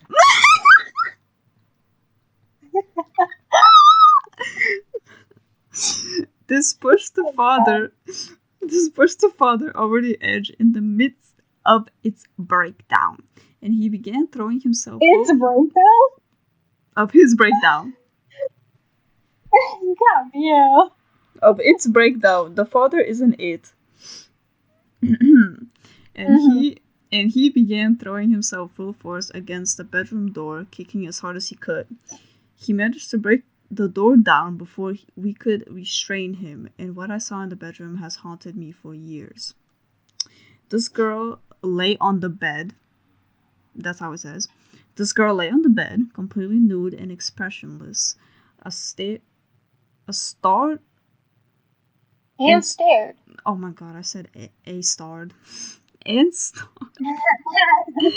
and stared through my soul as she plunged the kitchen knife into her torso over and over. Blood soaked the bed and poured out from dozens of wounds on her body, yet she continued screeching and trashing like an animal. Without thinking, trashing. Thrashing. Oh, trashing. Gabriel. I can't read. I don't have my glasses on. It's okay. That's why I'm here. Without thinking, I shoved past her father and restrained the hand she held the knife with. The animalistic screams grew even more deafening as she... Deafening. Where are my glasses? Go get him. I can't do this. I don't know. Deafening. Deafening.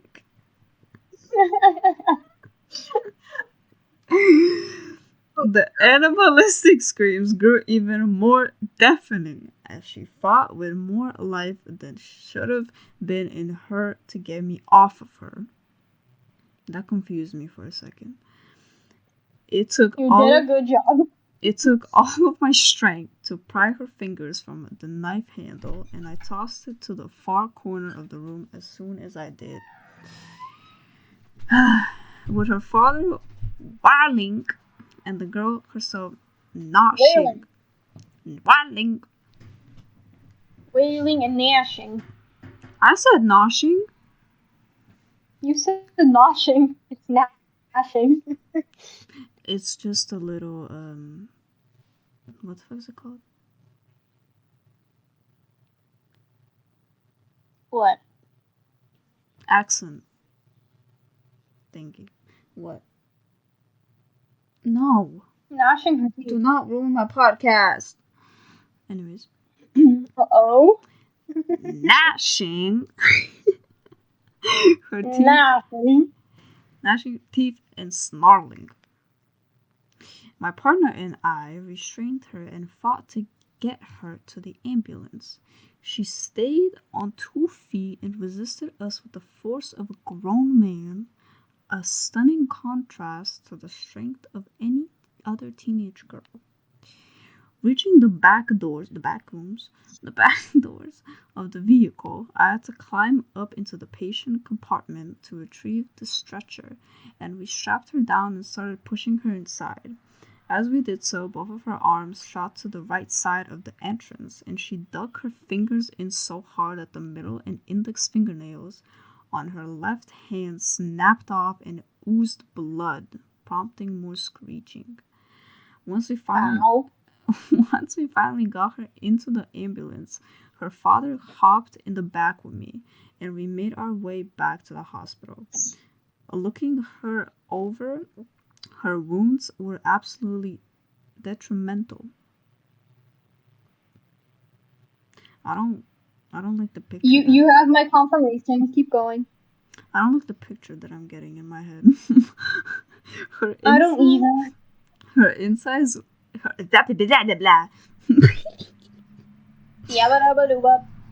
Her insides looked as though they had been turned to mush, and the fact that she was still alive was an absolute miracle. Hold on, I lost my vape cap. Okay. The screeching stopped, though, and her vitals began to fall dramatically. Her previously wild and bloodshot eyes began to flutter and shut, and by the time wired and bloodshot eyes. What do you mean wired? I don't know. It says wired. I don't know, but what does that mean? And by the time we reached the hospital, she had flatlined and was announced dead on arrival. The father was an absolute mess, and I don't blame him, partly because of the sheer scope of everything, but also because I remember her last words. The words she spoke looking into her father's eyes as the life left hers. How did we get here? Wow.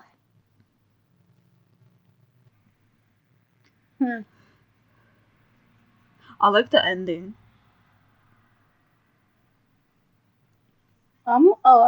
I'm a little.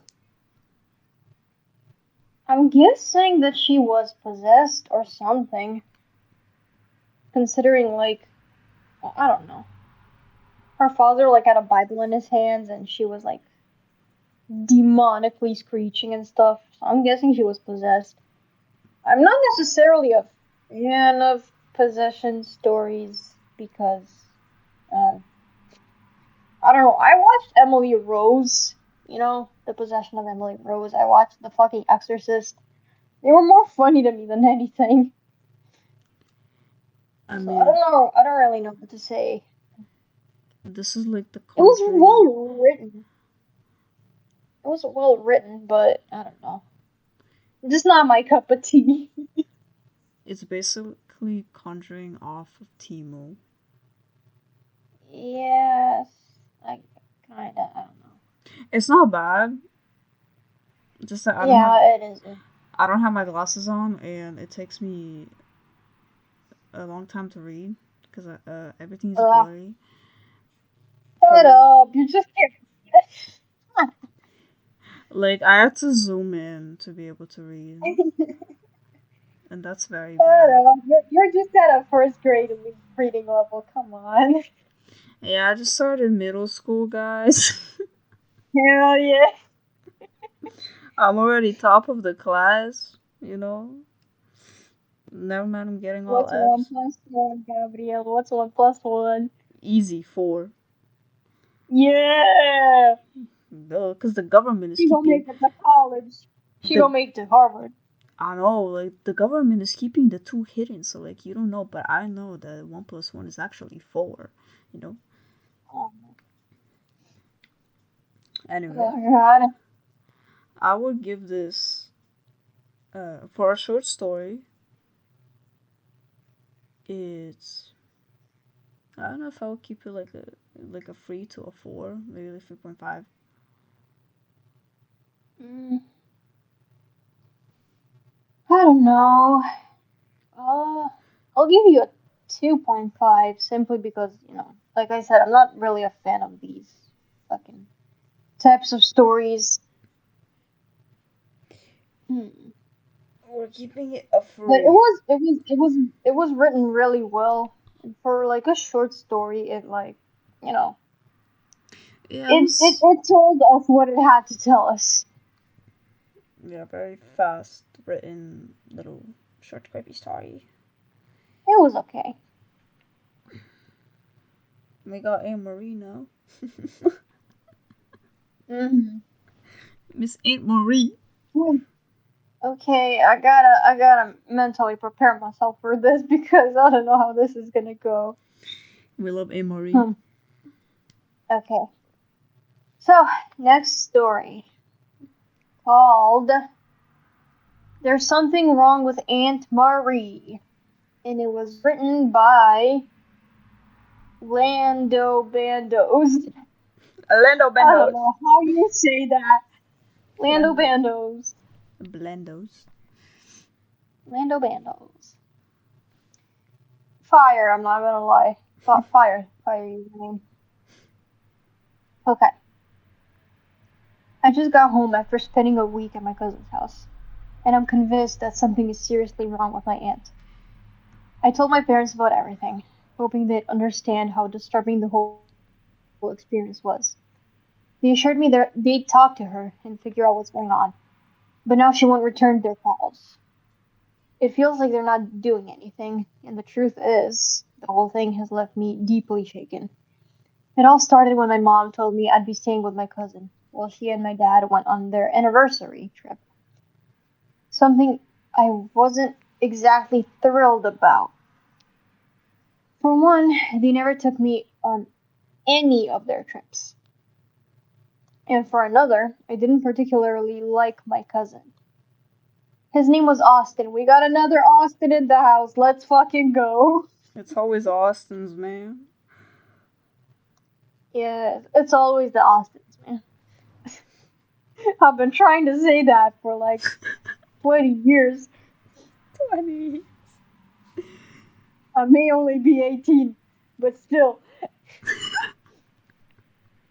Okay, his name was Austin, and he was a very whiny child. One year at my birthday party, he cried because I got the toy he'd always wanted. Come on, he was a fucking child. And to everyone's surprise, my aunt and uncle left the party and came back an hour later with the same exact toy I'd gotten, but for him. Okay. Luckily, we were the same age, which barely helped, since our interests could not have been further apart. Something I was instantly reminded of the moment I arrived at his house.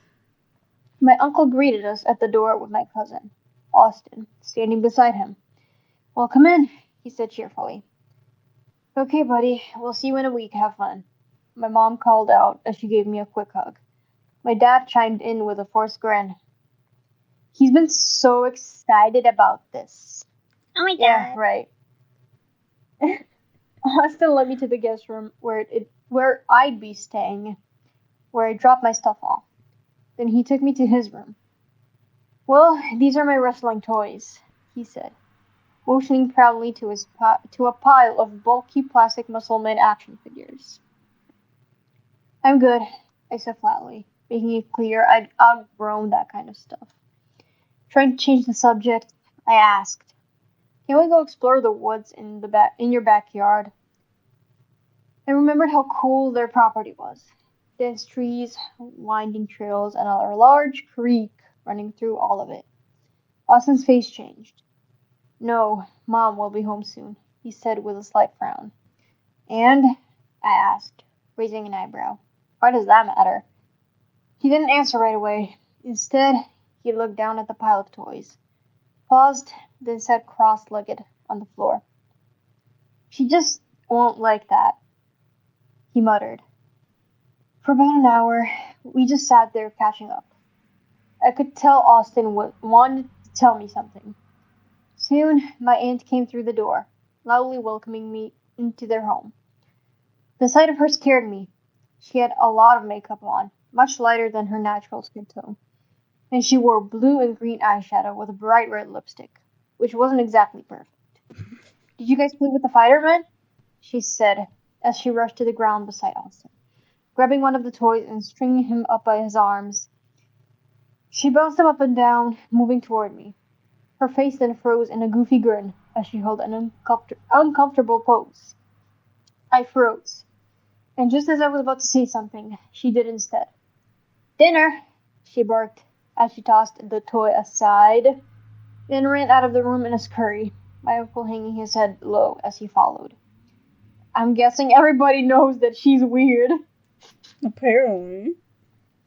Dinner was god awful. It was some sort of mix between blood soup and skin gumbo. Ew. What? Which I had no problem expressing my disinterest in. My aunt ate as if she would never get another meal again, wearing the blood-colored soup all over her face, mixing with her caked-on makeup. She even let out a laugh I hadn't heard in a while. My Aunt Marie always had a funny and unique laugh. That much I remembered. I asked to be excused, as my stomach had begun to hurt. After offering me something else for dinner, my uncle excused me so I could go lie down. Yeah, they know. Surely. Surely after going to the guest room, I was already feeling better, but the room was very stuffy, which led me to ask for a fan. Austin brought me his fan from his room and apologized to me. I'm really sorry, man, he said with a frown. For what? I asked, as I plugged the fan and received immediate relief. For whatever happens. Um, for whatever happens, Austin replied as he left the guest room. I was perplexed by the statement, but chalked it up to his mom's behavior, and prepared to fall asleep. As I drifted off to sleep, lulled by the sound of my cousin's wind tunnel fan, I was suddenly jolted awake by something. At first, I couldn't tell what it was. Then I felt a slight pressure on the bed, and I noticed that my eyes couldn't adjust to the darkness. In front of me stretched a pitch-black void, and that's when I realized what had woken me. Someone was lying in bed with me, their breathing perfectly synchronized with mine. Panic set in. I tried to move away, but as I did, hands grabbed mine. The more I struggled, the tighter their grip became, until I managed to kick the intruding figure off of the bed. I scrambled to my feet and rushed to turn on the lights, but they wouldn't work. With my back to the door, I crept toward it, desperate to escape. As soon as I turned the knob, rapid footsteps slapped across the room toward me. I flinched and fell to the side just as a black mass shot past, slamming the door behind it. Then I heard laughing, its voice growing fainter as it moved down the hall. And that's when a chilling thought struck me. Was that Aunt Marie's laugh? That's the end. We don't love Aunt Marie anymore. Yeah. What the fuck? Man, Um, I thought Aunt Marie what do was you cool. think? What do you think? Um, it left me with a lot of questions, but also it didn't, because well, at first I did say that we love Aunt Marie, because I thought it was gonna be like something stupid, like, I don't know, Aunt Marie walked on four legs, and, I don't know, ate my toes. It kind of was. It kind of was that. It quite literally kind of was that. Just, I She guess was like she, this.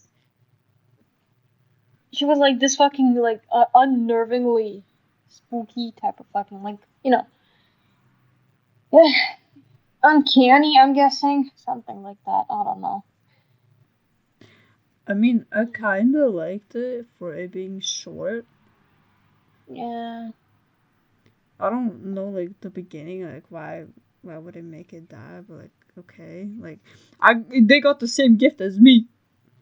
Okay, I don't think that. I mean, the cousin seemed chill. He genuinely did. I guess But Aunt like Marie doesn't like to sleep alone. maybe she just needs some company. This was Like, a roller coaster. genuinely, what was that about? Like, who gives a fuck? It was a child. Austin was a child. The children are fucking whiny sometimes. Jesus Christ.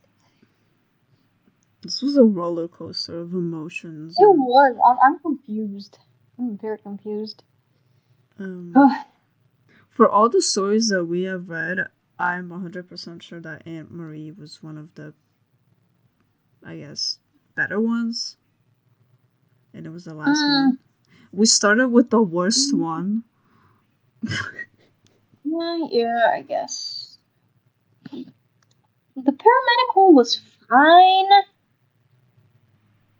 The fucking I talked to God one, I was just confused the entire time. That was I don't something know. else. I mean, I get the, like, whole thing about, like, I It guess literally just it literally just seemed like shock content because it was just gore. It was literally just gore the entire motherfucking time. Like graphic descriptions of gore. That's what it was. yeah. So basically just you're very like I don't know, it comes off as like one of those very old creepypastas that like try to be edgy and scary. It was like a 12-year-old who wrote it, you know? Like that kind of vibe. But Some it was a lot more mature, something small so would that's write. not the case. Again, I'm very sorry to the writer of that, but something about it just I don't know. I don't know. I'm just very confused by all of these, okay? I don't know what to say anymore. I'm very sorry to the writers and my reading. There is something awfully wrong with me today. Like, I do not know how to speak, apparently, but I you can read for personally, yourself. yeah, if you want to do that, go ahead. But I've always had that like fucking thing where the more I read something, the more I like run out of breath and my throat starts to hurt, and I just start having a stroke and stuff. It's just gets very difficult to like do anything at that point, like just anything that has to like do with talking and like I just keep saying the same thing over and over again. You get my point. You get my point. My throat is very dry from all of that, basically. But technically, if this does get any attention, in the description there will be our mail where you can send your own bullshit that Yeah. you have experienced or your own theories, blah blah blah blah blah. That maybe I can actually read. Don't use big words, please, because I don't know big words. Yeah. Gabriel cannot read. I cannot read apparently, but I'm over here making fucking books and shit, and I can't fucking read. She can write, but she cannot read. Yeah, that's my Hmm. thing. I I guess. gotta, I gotta say though, the God one, I like the concept. I do like the concept. Oh, we didn't rate this one. We didn't rate the last one. Yeah, we didn't. Yeah. Oh. So what do you think? Um, Armory seems cool. um, Other than the bed thing, yeah. like would I And so be? she's just not good at cooking. Come on. Would I shit myself? Yeah, I would shit myself. But then I would try to have a whole conversation with Amory. Like, what the fuck are you in my bed? Like, bro, let me be. Ain't you like The one 90? thing that I the one thing that did kind of freak me out is the fast footsteps thing because that I just don't like that in general. But since it was written on like over text, it didn't freak me out as much as it would if I like actually experienced it in one way or another. But like yeah, that's the only thing that kind of freaked me out. After reading all of those, I would definitely say that this is, for me, for a short story, too, a 4, because you can technically imagine everything and picture it in your head.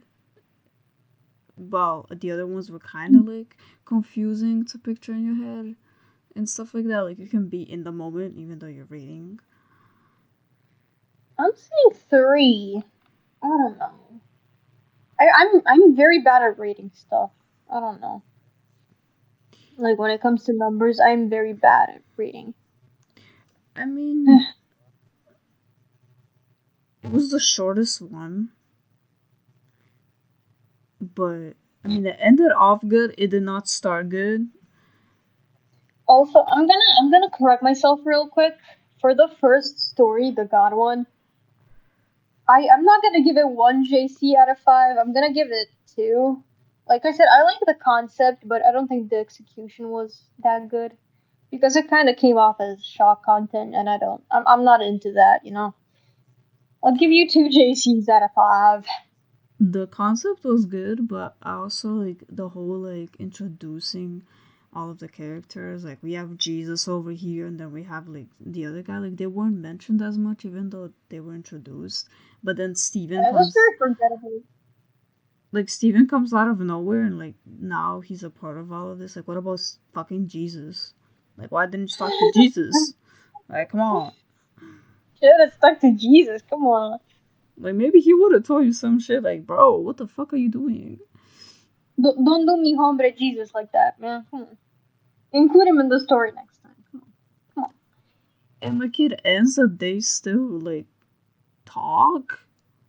Well, don't talk, but like they like I don't know how to explain. What was Jesus? Where did Jesus go? He gone. Like I understand the quiet one, like yeah, he won't fucking speak or do shit. Like okay, but you're telling me that he met God, but he didn't meet Jesus? Oh, God, I don't know what to say, man. I don't know. I'm just very confused by all of these. I don't even know like which one is my favorite because none of them really stuck out to me.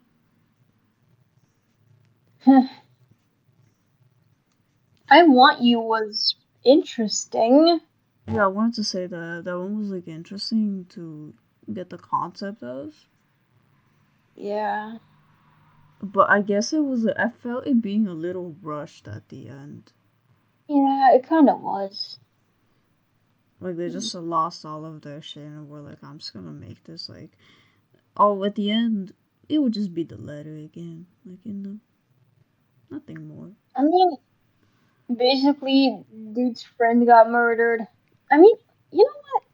a good idea would be to recite these and then try to like rate and like give our honest opinions on it, because I've forgotten about pretty much everything now. So let's try and recite. You go first because you did the God one first. Like a Give me as much fast. as you can remember. Let me just quickly go back to it just so I can.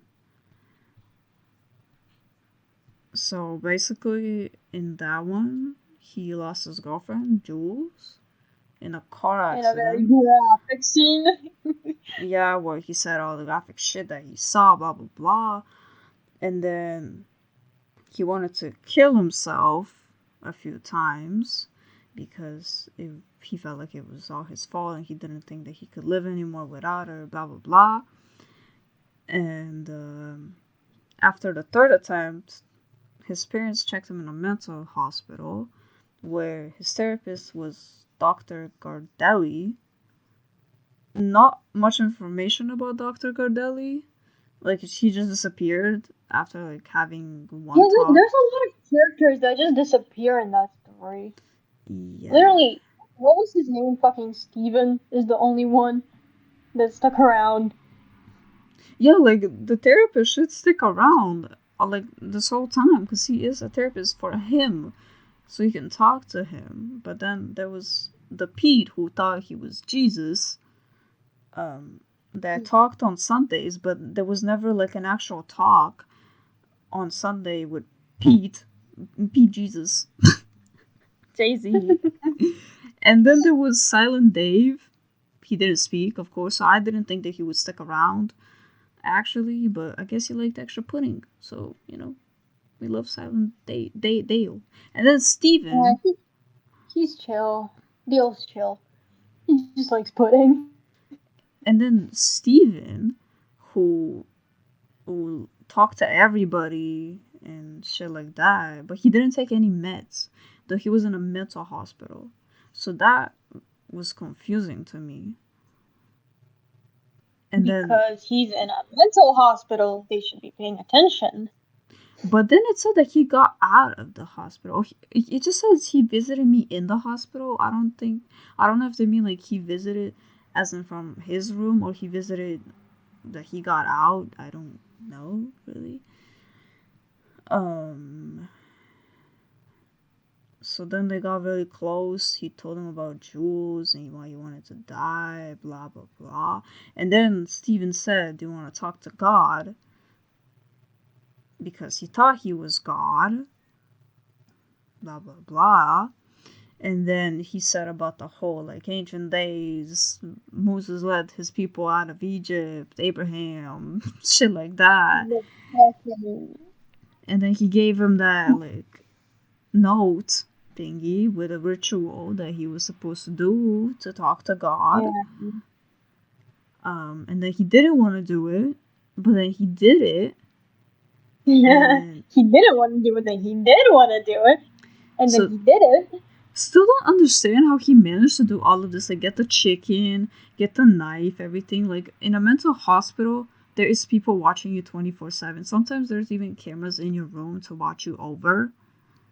A mental Because, hospital, a mental asylum is like even worse. But like mental hospitals themselves are pretty much like fucking. yeah, but It's a reason it's a mental hospital. Like for fuck's sake, your patients are not going to be fully stable. You know, you have to pay attention to them. and he tried to kill himself multiple times in the hospital. So it should be Yeah, you even. should be keeping an eye on him. Like what the fuck? That's what confused me. Like, how'd you get a knife? How'd you get a chicken? How'd you do all of this with nobody checking up on you? And then That's saying, what I'm oh, saying. I pray to God the fire alarm doesn't go off. Like, that's your only concern? The fire alarm? I don't get it. And then, like, he killed the chicken, he burned what had to be burned, and then ate what had to be ate. He said the words that were on the paper, and then his tongue felt weird, blah, blah, blah. And then he thought, quote unquote, God entered the room, but then he said that it didn't feel like God because he went to church and people said that the feeling of God is like a hug or something. Very fuzzy. But here it said that presence was not a capital P, but like at the end, the P was capital, which I mean, I see what they're trying to do with that, you know. like did they like I don't know. I mean, I guess I kind of understand like why they do that, but also like it was I do. confusing. And then it said that God asked him a question. It was like not with words, but it was like something I don't know. He understood it, but God, quote unquote God, didn't ask him a question. And then he got all the things like how the thoughts like how Jules died and how she looked when she died and shit like that. And then the presence, still not capital, took it all in, every last drop of feeling. And then he blinked and he was somewhere else. Nobody was there, like it was all black and everything. And then he thought like a bunch of time passed, like months, days, weeks, and shit like that. And then he tried to kill himself in this world. He didn't succeed. Yeah, he couldn't sleep, and then out of nowhere, like this presence came because he heard a heartbeat and said hello. And then they talked, which I guess I would more suspect it to be like a devil or Satan, because it told him, "Do you want to like get out?"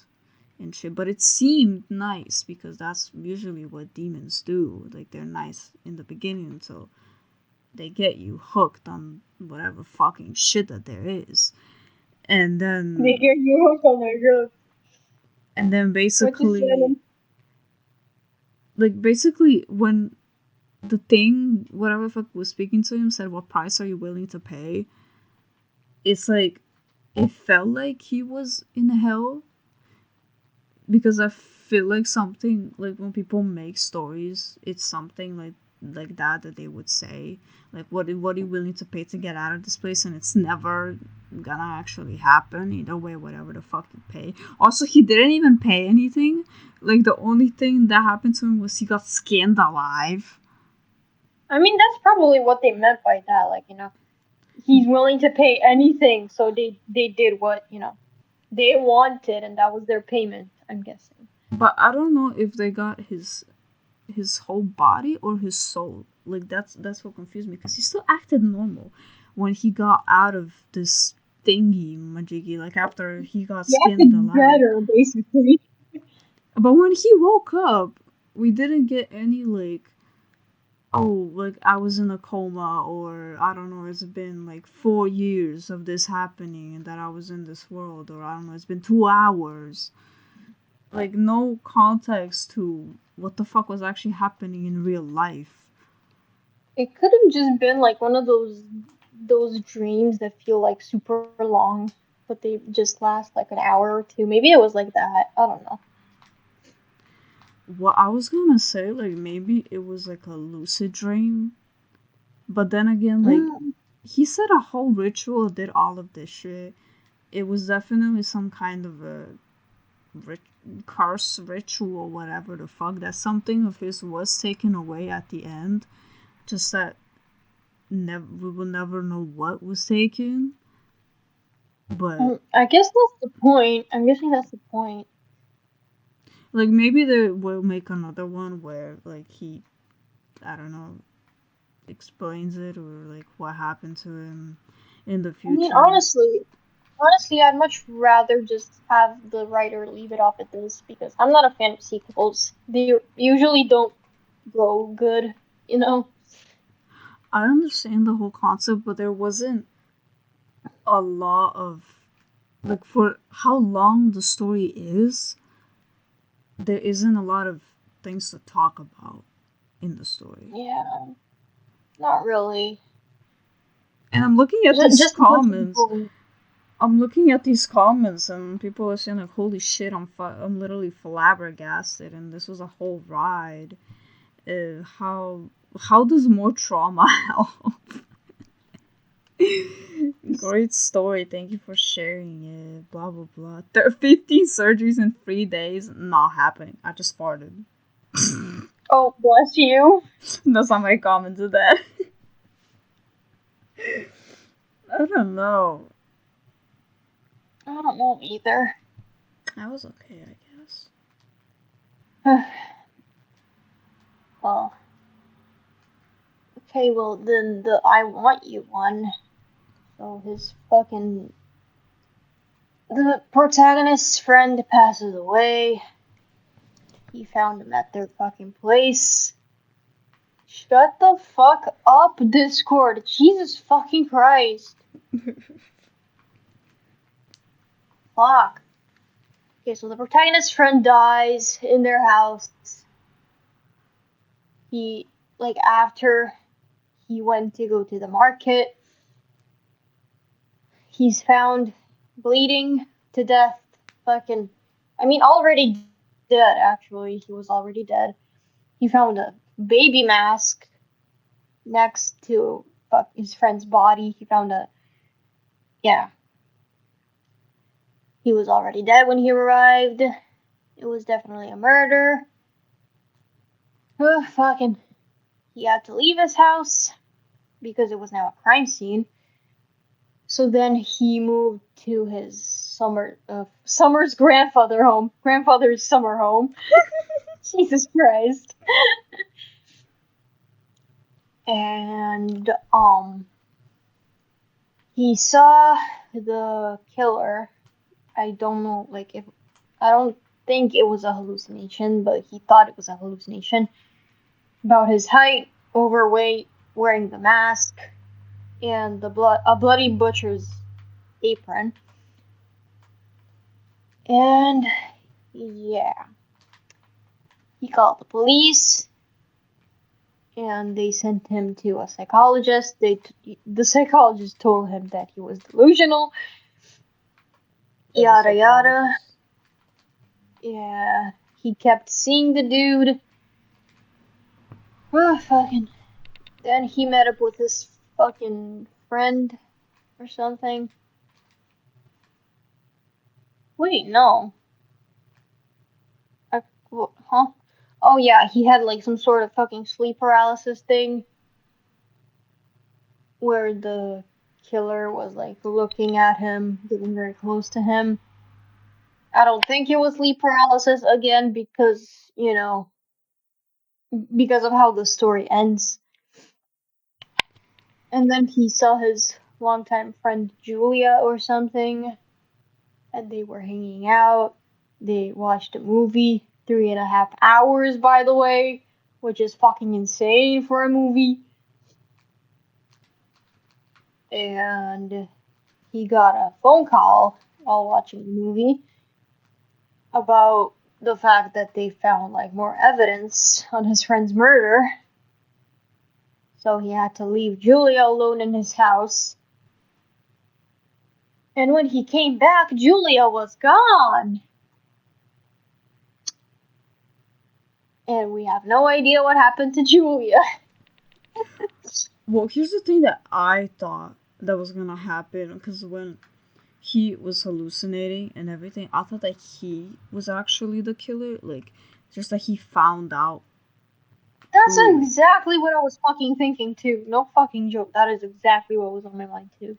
Because that's what it looked like, because he was hallucinating and everything, like, it was him, and then he actually killed Julia, but, like, he doesn't know and everything. Like, at the end, it would be, like, some fucking shit, like, oh my god, I actually killed all of these people.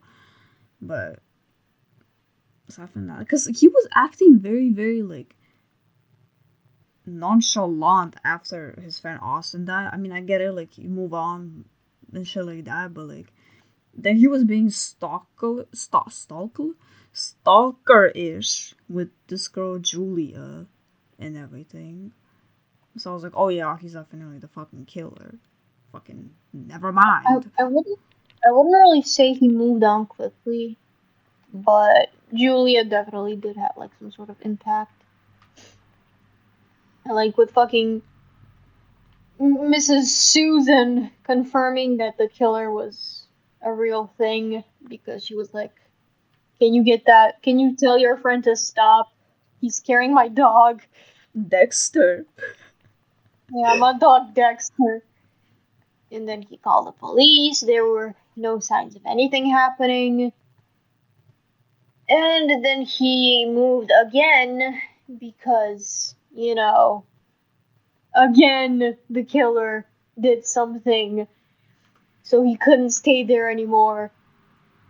And then suddenly someone was breaking into his house and he went to hide. There was like footsteps, and then the footsteps stopped, and then the note popped up under the door or something. The I want you note. So I'm guessing he got murdered because that's how it usually goes. Fucking no, bro. I mean, this one wasn't bad. This one wasn't bad. This one was not bad.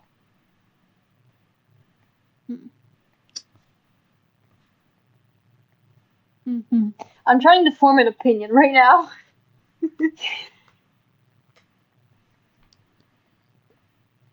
What do you think, Gabriel? I mean, was it interesting? I would say maybe. It felt like every like horror game type experiment, just like in a different perspective with different characters. Um, I do wish there was actually something wrong with the main guy, like that Yeah, that he, would have been quite a good twist yeah, like if it was executed well. If it was executed well. I mean, I do like how it ends with just like that. I mean, I don't like it, but like okay, he finds the letter I again. yeah. Like he still wants him, like he wants him romantically. I don't know. I think I'll still keep the There's something you same. said. There's something you said that I wanted to comment on, but I forgot what it was. Uh, Mm. I forgot. I give up. It's fine. when did I say it? Oh wait, no. I remember what it was. Like you said, think like I think it was like you're kind of glad it ended up. It ended where it ended, or something like that. And I wanted to say like, good thing it wasn't like fucking. It slid under my fucking door. The letter slid under my door, and it said "I want you," and I thought that was it. I was then stabbed 28 times. Like it 28. goes into that fucking. It goes into the style that the first story was like, it fucking super like gory and shit. I'm glad it ended at the "I want you" because you're basically like left thinking that the protagonist most likely died. Like, there's no fucking way he didn't die, basically. But I'm glad that's where it ended because if there was gore, my rating would have been much fucking lower. 28 stab wounds. 28 stab wounds. I have nothing to say about the paramedic instead of just saying that literally what I saw The Conjuring off of Timu. Because Yeah, kind. it feels like that. Like, I have nothing more to say to that. It's basically just two paramedics fighting the fucking Two devil. paramedics get called over to help with a fucking possession. What the fuck are they supposed to do? You Just know? that they didn't know. Like, most paramedics actually do know, like, what exactly goes on because they know if they have to turn on their lights or not, if it's too, like, dangerous or not. Like, but here it doesn't say exactly I because wouldn't really know. I mean, I'm not one to know. I'm a fucking IT student. I don't know how the fucking paramedics work. But I'm guessing, like, they get the details. Not too many details, but they get the fucking details that they need. You know? That's important information. I mean, yeah, if like an actual like paramedic has their lights on, it mostly means it's something like either this person is about to die, they're in critical condition, or they actually just need like professional Yeah, help. just basically get the fuck out of the way if you're on the road. Yeah, but That's that like the doesn't whole say that here. It just says, we're not typically informed of the exact nature. Like, what do you mean you're not like informed? Like, you can technically tell when there is something seriously going on if the lights are on. on an I don't ambulance. know. I don't know. But If there's anybody watching this or listening to this, whatever, if you are a paramedic, please let us know because I'm genuinely curious as to how this goes. Because something here is rubbing me the wrong way. I doubt we will get that many viewers. I'm fucking skeptical, as I always am, but still, well, I had a I'm thing. being fun. I actually have a bit of proof. I had to call an ambulance once, like actually call them, and they did ask like exactly what is going on and how does the person feel and how urgent it is. Because they did ask Yeah, me like almost every single detail about the person, like how are they supposed to handle it. They did not basically 911. What's your fucking emergency? That's like the basically, fucking. You have yeah, to describe everything. they do well over here. They do basically take it like 911, just that they act differently. Like they don't go like 911, what's your emergency? They're like, hello, this is the ambulance. What can we help you with? And then basically say like, yo, this is happening with this person. And then they're like, okay, how are they feeling? Have they taken anything? What's their blood sugar? Have you taken that? Or like, in what position are they in? Can they move? Is their heart okay? Do you see anything wrong with their skin, their face, whatever? And you Do they say, even have a fucking pulse? Are they alive? yeah, they basically ask you, can you check their pulse before Yeah. doing anything? And for me, the ambulance did not. Hopefully, no CPR. Just so for me, over here, the ambulance sucks dick and they always come late either way. So technically, Oh, bro, even if you go there on your own, you're gonna get pretty bad, like fucking.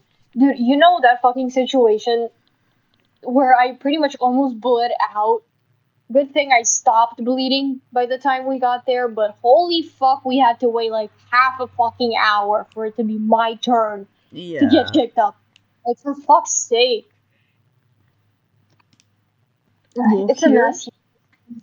I can tell one thing about here, the hospitals, is I had to go get papers for my dad's stuff because I had to get his, like, retirement money and shit like that. And it was, I kid you not, a free week of straight up going to the hospital. Because first of all, the doctor didn't even know how the fuck he died. They just did not know. Like I couldn't find the doctor himself because he was on break and nobody could talk to him. But I went to another person that was at that day on duty and everything and asked him like, yo, did you hear anything from the doctor, because I need these papers, I have shit to do with them. And they were like, no, we don't know anything that happened because nobody exactly knows how it happened, but we can give you the papers, just that it won't say anything on it, which is completely fucked because you are supposed to be a doctor and know what happens. What is the point of that? You need the papers. Yeah, yeah, we're just gonna give you the papers, like, without anything on them. Here you go. You can do your homework yourself. Like, what the fuck? Yeah, I What kid does you. that mean? I kid you not. They gave me four papers. I had to go once and they asked for my dad's ID after he passed away to scan it. And I was like, what the fuck? What do you mean to scan the ID? The ID does no longer work because he's dead. And they were there like, oh, well, we know that, but like, can you at least give us the ID? I was like, what the fuck do you mean? Yeah, I can give you the ID to take a picture of it, but it won't scan because he's dead. And then the whole process went going on that I couldn't get the papers. So then I had to technically call my brother to see, well, how the fuck does this work? And then the whole hospital was not working. There was technically nobody on duty at that time. It was like 7 in the morning and the hospital should work 24 hours, as it says. There was nobody there. Mm-hmm. So I went to a whole complete other building until an actual like nurse came out. She was like, yo, what are you doing here? And I was like, I'm looking for papers for my dead dad. And she was there like, oh, you can go up and try to find it there. Do you want me to like escort you? And I was like, yeah, it's fucking hot as shit. Like I need an escort up the fucking long ass stairs. So I went up there. I talked to somebody that was on duty at that time apparently, and they almost did not want to give me the papers because it was a little too old and they think that they didn't have the papers anymore. It wasn't even a month old. by the way. And then they were there like, oh, you can come like next week and we'll have the papers to another building across because there's a bunch of buildings in one hospital. So I went to that. Is it the fucking Zranjanin? Yes, I had to get my papers there because that's Yeah. where he was. That's where he was escorted. Yeah, they suck. Yeah, that's where he last ended up in. If he ended up in Battery still, then I would have to go there. But he ended up in Zranjanin because it was, I guess, urge of death, technically. Well, he didn't even make it to Zranjanin, but it still counted as that he was in Zranjanin because it was their ambulance. So basically, I tried to go get the papers the first time, and I'm talking to by the way, this lady was so lovely. Like, she was probably one of the best ones working there, even though she just handed out papers and everything that you need. We talked through it and everything. Typical. We talked through it and everything, and she gives me like 2 papers and says you have to come with another paper from a different building and then come back to me so I can give you another paper. So next time I'm coming, and listen to this, I'm wearing a tank top because it's about to be 40 Celsius outside. I enter the main door of the hospital. This security guy comes out. He's like, yo, you cannot go inside. I was like, why? Because you're wearing revealing stuff. And I was like, what do you mean I'm wearing revealing stuff? I'm in a tank top. It's hot outside. Do you not feel it? I'm sorry, I cannot let you in. So then, thank God that Peter was with me at that time. He went in, he signed my dad's papers because I could not go in. And the lady inside was like, why isn't she inside? And then he basically said what was going on. I was waiting outside because he did not want to let me in. And then after the whole thing, he came outside, and then the security guy was like, oh, how'd you get the papers? He went inside to get it for me. Well, okay.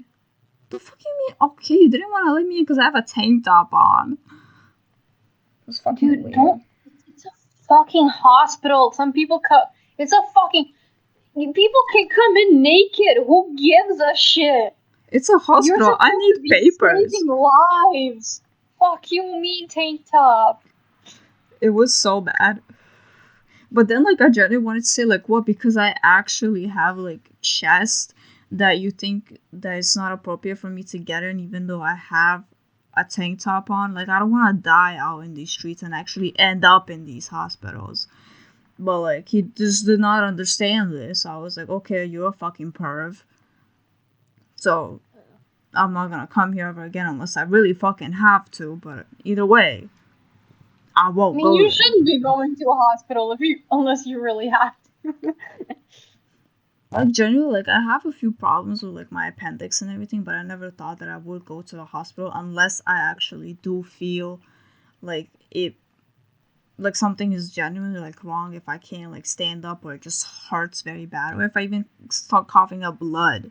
Like, okay, yeah. Well, that I didn't fucking know. Jesus Christ. I know your leg problem, but not the appendix problem. What the fuck is going on with you? Well, I had appendix problem, like, throughout my whole entire life. It's not, like, that bad currently. My appendix problem started, like, a young age. My sister was the only one that got her appendix gone, but my brother, well, it's gone technically. My brother is having appendix problems currently. It's at the same time that I was, just that his was way worse than mine. So, and they still didn't want to take him in, by the way. Listen to this shit. They didn't want to take him in because it was nothing urgent, even though he couldn't basically eat food or anything. He would straight up go to the toilet, which means it is something with the appendix. And he went to the hospital, both hospitals, over there and over here. And they said, well, it's not urgent. You can call us when you actually feel like it's about to explode. Fuck. That's how amazing our hospitals are. Yeah. Not only that, but the fucking bills are expensive. Well, technically, here it is free in a way from other places like the No, U.S. I mean when it comes to like surgeries and stuff, the bills are fucking Jesus. Yeah, the bills on Like if surgeries. you actually had to get your appendix removed, who knows how much that shit would cost you? I mean, either way, if you did not have enough money for that and they still did the surgery on you, they will haunt you down for that shit. Whether or not they saved your life or not, if the appendix was not removed properly or something like that, if you still have problems, they will still ask for the money either way because they don't give a fuck. But, oh well. Oh, Serbia. Serbia. Anyways, last story. What do you mean last story? We didn't summarize Anne Marie. Oh, yeah. Yeah, okay. I forgot that we were doing that. Yeah, this is where the side talk goes in. Yeah. Well, basically, our protagonist is forced to go to his cousins. What the fuck? Is this Alabama? To his cousin's house for some amount of time because their parents are going to their anniversary. And they do some complaining about their cousin being a whiny child. But when they actually show up to the cousin's house, the cousin is surprisingly chill. And so is the uncle. And then the kids go and fucking like, I don't know, the cousin shows off his room and asks like if the protagonist wants to play with his dolls. And he's like, no, I want to explore the forest. And the cousin says mom wouldn't like that. And then like a few minutes later, the mom comes back home and she's fucking weird or something. I don't know. She's wearing, I don't know, fucking lighter foundation than she should be wearing. She's wearing fucking blue and green eyeshadow. She has bright red lipstick on, and apparently the makeup was like messy or something. And the aunt was like weird, and she was like, I don't know, she was pausing in uncomfortable poses. And then she yelled out, dinner! Dinner was ready! And then they went to eat, and the food wasn't good. Fucking blood and flesh, skin, something. It was described as that. Basically, Aunt Marie just isn't a good cook. Why are you being so mean? And the protagonist excuses himself, and he goes to lie down, and he wakes up in the middle of the night, feeling something next to him, and it's Aunt Marie. Yeah, I don't know. He fucking tried to get out. Aunt Marie went outside instead, and he heard her laugh. And that's it. That is literally it. Well, what do we think? See, now that you say it like that, it sounds so boring. Yeah, that's what I'm saying. It sounds a lot more underwhelming when I describe it like this. Oh my god. Oh.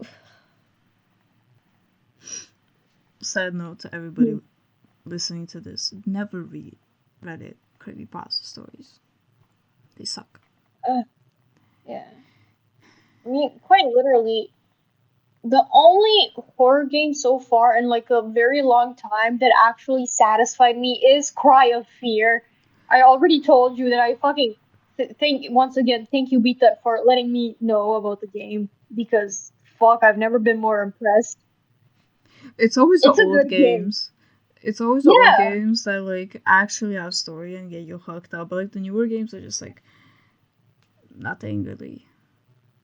I mean, I wanted to say we don't talk about Andreas, but you know, I don't really give a shit about that because I only care about the games. I do not indulge with the fucking community and the creators. So I don't know. I don't know what the drama is. I don't know what the situation is. But Cry of Fear is a good game. You know, go play it if you haven't. If there's anybody watching this. If somebody actually hasn't played Cry of Fear, that is jail time. Actually. Hey, I literally played it at the beginning of summer break. Leave me alone. At least you played it. It's not jail time. Yeah, I guess. I It's free thought on Steam, so go play it. You won't regret it. I thought you would know about it sooner for some No, reason. I did. I did know about it, but I never really like took. I never took interest in it because I'm very hard to satisfy, and I don't know. Pretty much any horror thing that I see, I'm just like, it probably won't be good. But then I played Cry of Fear, and I was like, holy fucking shit, this is actually pretty decent. This is pretty fucking good. While you were literally stuck on The Walking Dead and Stardew Valley. No, I still like both of those. Okay, I mean, it is. for It was different about reasons. time. It was about time for you to put a new game. I mean, I don't really. I've lost interest in pretty much anything. Fucking playing video games, watching anything. I'm so bored with literally everything. I'm so hard to satisfy. Literally, the only thing still keeping me going is music. No fucking joke. That's like That the only form of media that's still keeping me going. Yeah, that actually happened to me too. Like I started feeling like that like 2 years ago. Where like I used to play games before, and like after Alicia went down and everything, like everything went to shit. Cause like I try to find games to play and everything, like, and I can satisfy myself for like 5 to 10 minutes, and then like I get bored instantly. And the only thing that I can do is like either, well, back in the day I used to make clothes, so that would keep me occupied, but right now I am kind of stuck in a dilemma and I can't go to school at the moment. So right now, basically, when he is gone, I Yeah, you're if basically bored out of your fucking mind 24/7 because all the stars aligned in that way, I guess. yeah, Oh like god. when you do like talk to someone for a long time, time passes by quickly, and like you don't know exactly what hour it is. But like when he leaves for work and shit, and I'm just like here from fucking like he leaves at like 5:30. From 5:30 to 6 p.m., it goes by so slow if I don't try to occupy myself with something. But like other than that, like that one time that we streamed, my shit, the time went by so fast. Like I didn't even know it was I about know. to be 6 p.m. I know. Basically, once you move to the fucking apartment, I am visiting. I'm fucking visiting. We are thinking about that. There is some drama going on currently at the house again. So Okay. we are hoping to God that we either move after winter, and then I will probably occupy myself even more because I know that it will be mine and I can do whatever the fuck I want in the apartment and shit like Yeah. that. Like I can get out of my room without being fucking, I don't know, annoyed by somebody, or somebody coming into my room without knocking and shit like that. It's fucking weird, but I mean fucking. Genuine question. Did you play fucking The Walking Dead? I know you watched the show and you said it was kind of disappointing, like past a certain point. But did you play the games? I played the games, not all of the games, but when I watched the show for the first time, I started watching the show.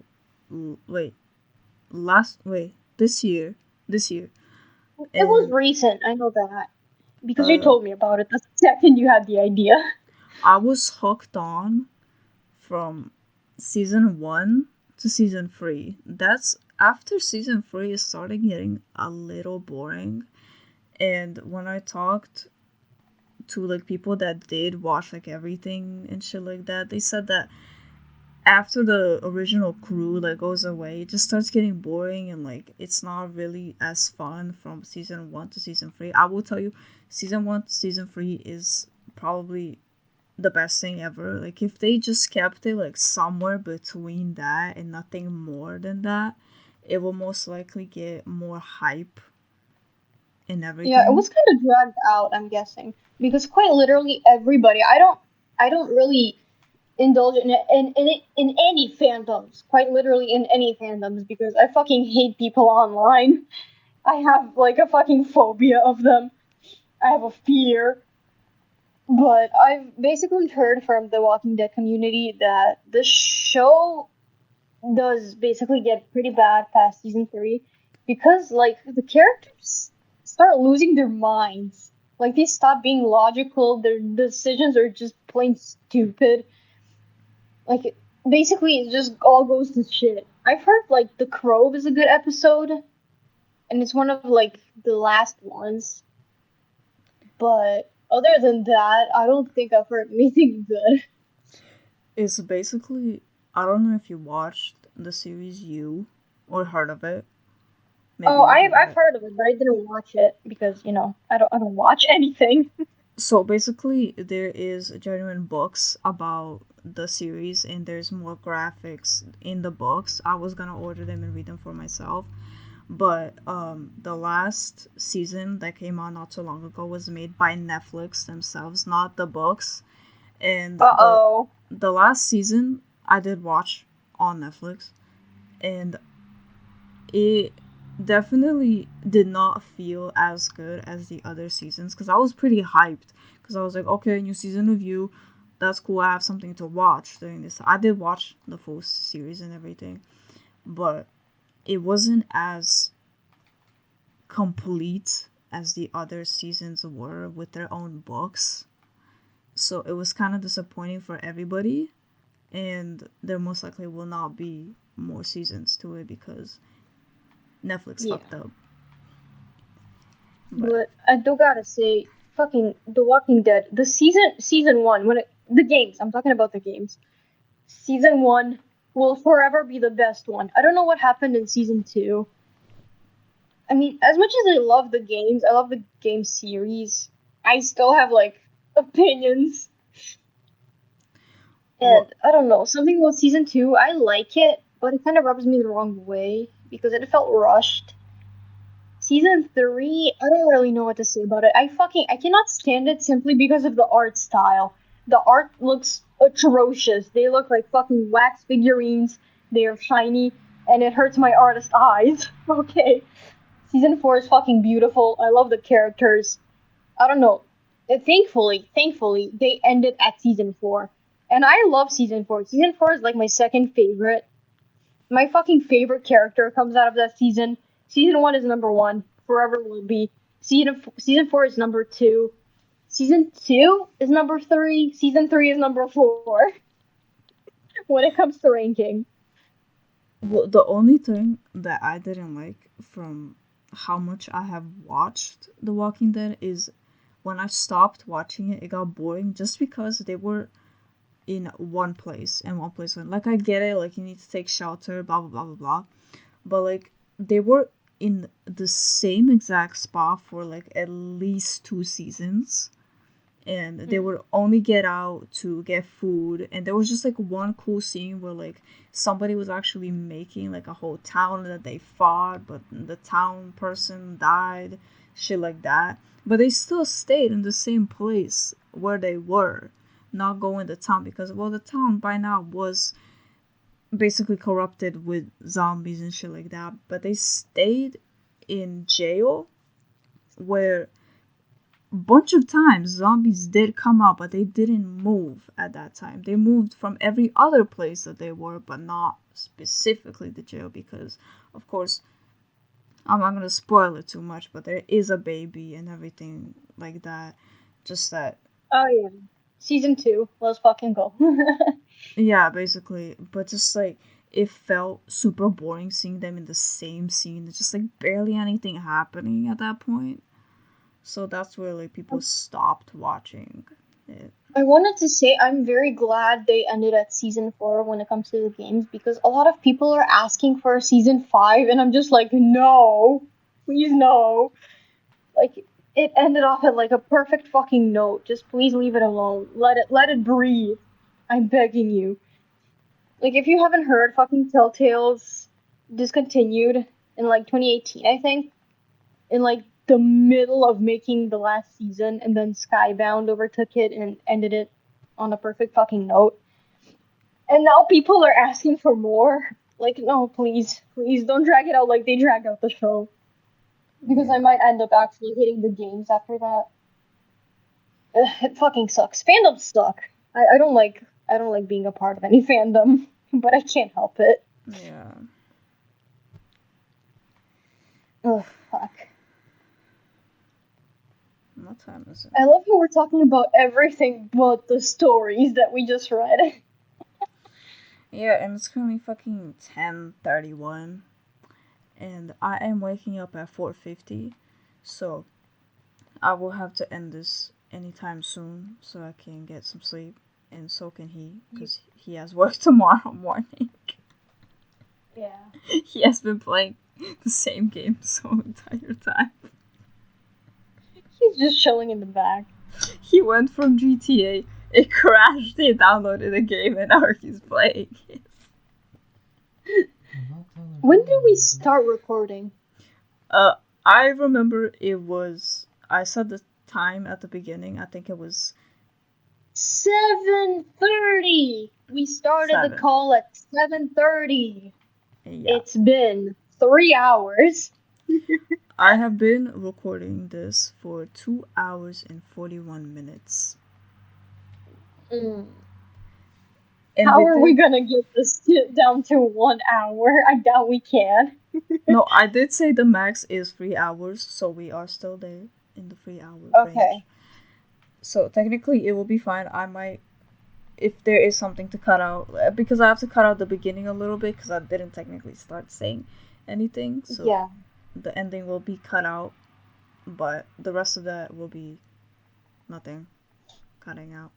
This is gonna take a very long time to render and to edit and then to post.